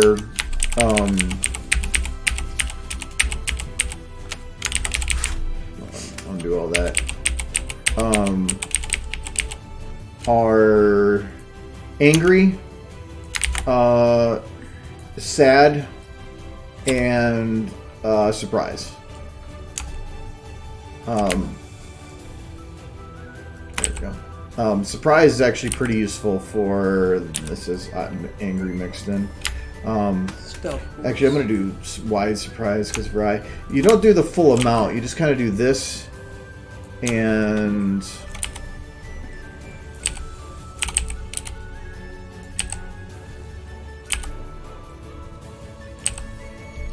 maybe like that. A little bit there, right there, and then Ensure that pony civilization, so when her eyes go to like this, it makes it actually lets you do a pretty good surprise look. But it doesn't work all the time. Like she shouldn't be surprised right now. Kim, that's just giving us. No, but when she goes to say, Equestria now. when she goes to have her eyes go backwards like this, it actually would be something to do because it's showing that your eyebrows are being pushed backwards, so they're going to be rounding the crinkle of the skin at the top. No. But as soon as this is done, I would probably switch to something else. But then say you're not angry, sad, or surprised. What do you do with them? I usually just put mine somewhere else. Oh, do you know what ponies do? What? They don't have them. They're gone. They blend them into this part. Like, so the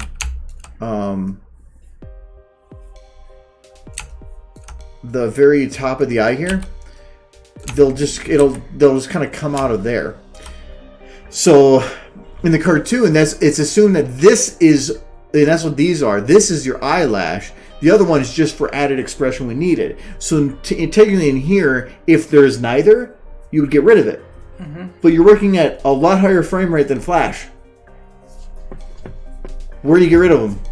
How do you hide them? So the issue is, normally if I am going to get rid of it, I have to have it during a blink, and I have to bring it down and try to match it with the closed eye, and then slide it into the head and hide it. Yeah. So that's why eyelashes are bitch. This, thankfully, she's going to be angry or sad or surprised through most of it. So that's why I probably can. But I just don't like that. I didn't think the ponies in the show had eyebrows until like season 3. No, they did. They always have. There's no way to show a like this anger look. Most of the time, it's just they use the top of the eye at a flat angle, and they just add the bit at the end. But I can't here because I can't get this perfectly flat without completely destroying how 3D models work with eyes. So I put a materials VTF edit into SFM. What do you mean? I don't think I know what you understand there. I think he's trying to put different skins onto a model. But different textures. It sounds more specific than that.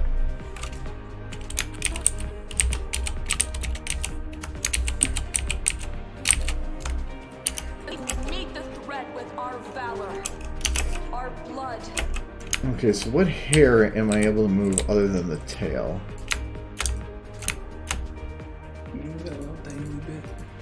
Celestia's hair defies physics, though, so... This hair, not so much. But, well, part of her hair is going to, because I can't control part of it. Yeah, he's about that textures.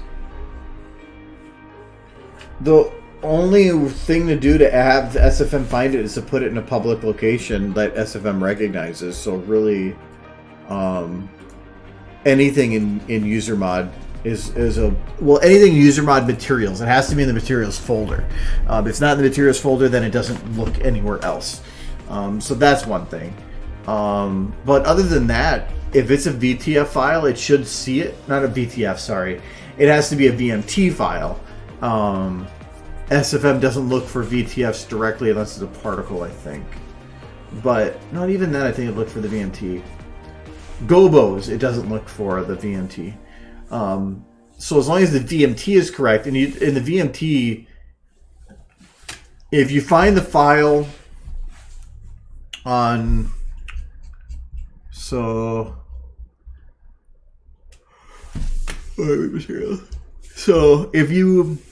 if it can find this file name, it's because it found its VMT, not its VTF. If you are able to find this file in SFM, it found the VMT, but if it's checkered, it usually means that it then cannot actually find the VTF. So make sure that linking is correct. If it's within the same folder that the VMT is in, all you really have to do is name the file without the VTF at the end, because it just defaults to the same directory. If the VMT or VTF are in different files, then you have to make sure that you actually correctly list the directory. So, and it will always be based on what is from the materials folder.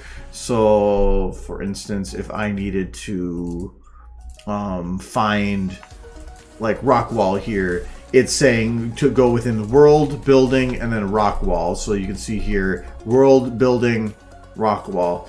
The only reason this one is giving the full is because it just chose to. And I could remove this part of it if I wanted. But sometimes they do have it where they'll have one texture file but multiple VMTs. They don't have to. It's recommended, but you don't have to. If they're in the same folder, then it's super easy because you can just do blah, and I could do this and it would work just the exact same. If they're not in the same folder, you just have to make sure you find out where the link is so that you can put the correct info in there. The other thing is you cannot have a VMT point to a VTF in another game. So everything that's in this materials folder is linkable to itself, but I can't have a material in the user mod linked to a material in the episodic directory. They are two separate things. You could technically have the same folder and the same texture in both separate directories, and it would read them both differently in the same. That's where in your game info file, this directory listing has an actual purpose because it's going to read from top to bottom. So if it's going to read TF folder, then this folder, then this folder, and if it gets to one that has a matching directory with everything, it will actually override the other one, or it should. That's so if I went and swapped out TF and put it down here, it actually might break some textures. Look how Black Mesa is just part of the basic directory now. Black Mesa is just part of the directory now. Like you had for Source Filmmaker. What are you talking about? You had Black Mesa in there. Yeah.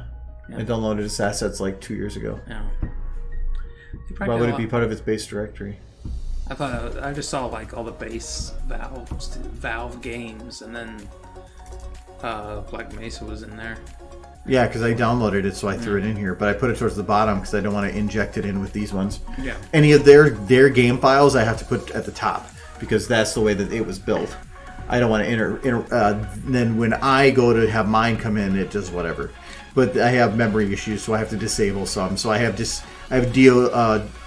of Defeat disabled, Blade Symphony disabled, Pirates Vikings King disabled, Lost Coast disabled, Dino D-Day, duplicates, which is I needed a second folder for stuff and test. Those are ones I just use for testing stuff.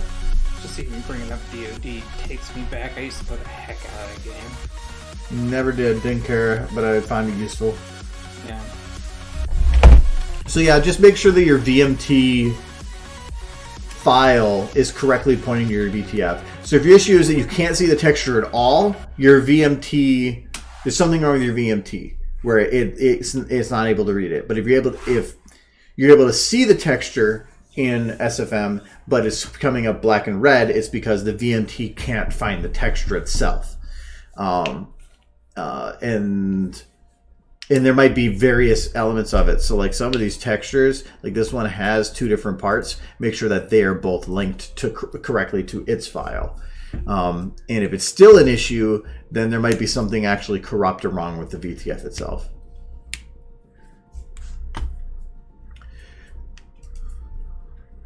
So, yeah. Meet the thread with. So there, I will be able to do this one, which I think was not very good for animating. No, not really. Just sway back and forth a little bit. Well, it would sway, but you would think a sway would be from up here, but I only can bend it from here. Yeah. Meaning that all the sway I'm going to be able to really utilize is this.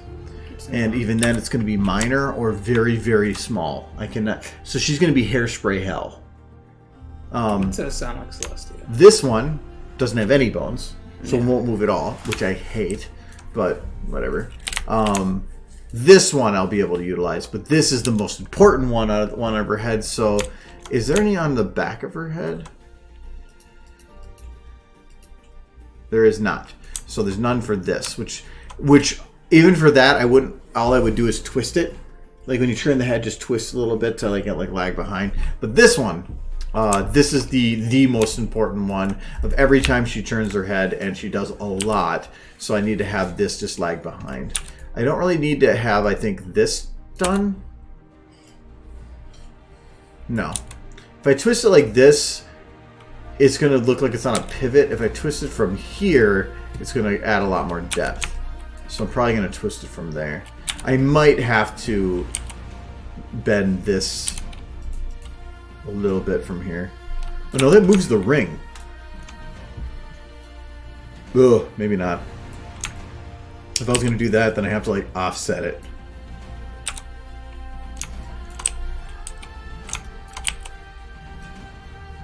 I would have to like do that and then like this.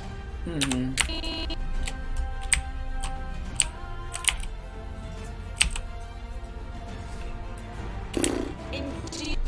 with our I can't really see it because it's moving. we must meet the threat with our valor. Our But I'm not going to start any of that because that's going to take me too long.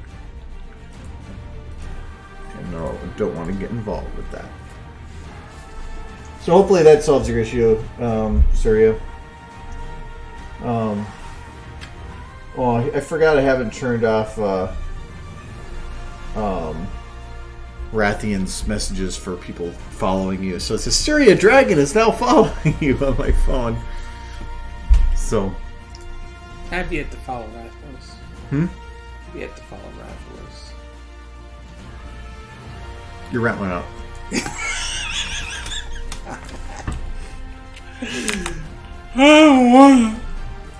There's a discount on rent for following me on Twitter.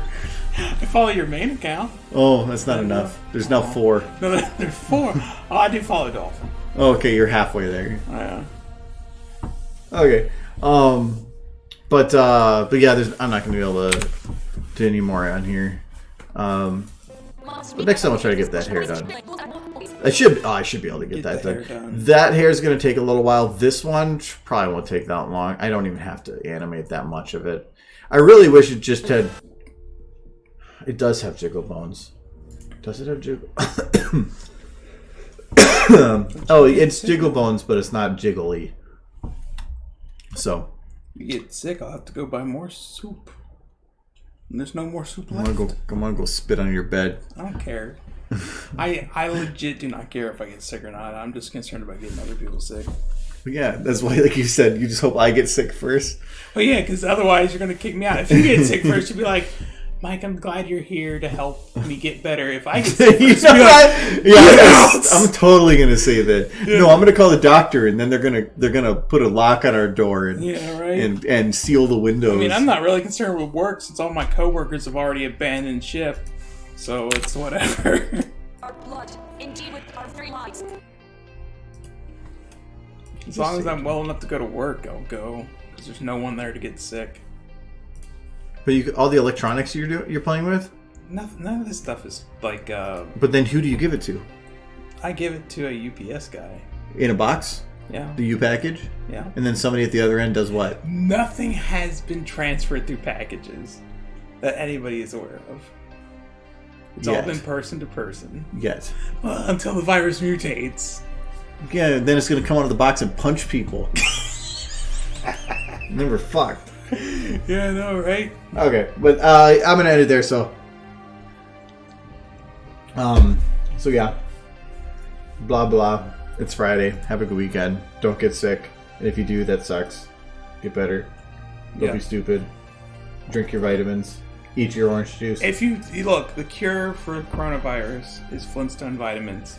Yeah, just eat the whole thing. Just eat the whole. Like it's like Flintstone cereal. Just pour a milk in and just dissolve it, and just eat drink Flintstone's milk. Yes, and remember the Dinos have the most curative power. So, get your full dose of Dinos. The stream does not advise any advice given is followed. So, but Dinos are the best. Okay, have a good weekend. All right. Bye bye. Well, thanks.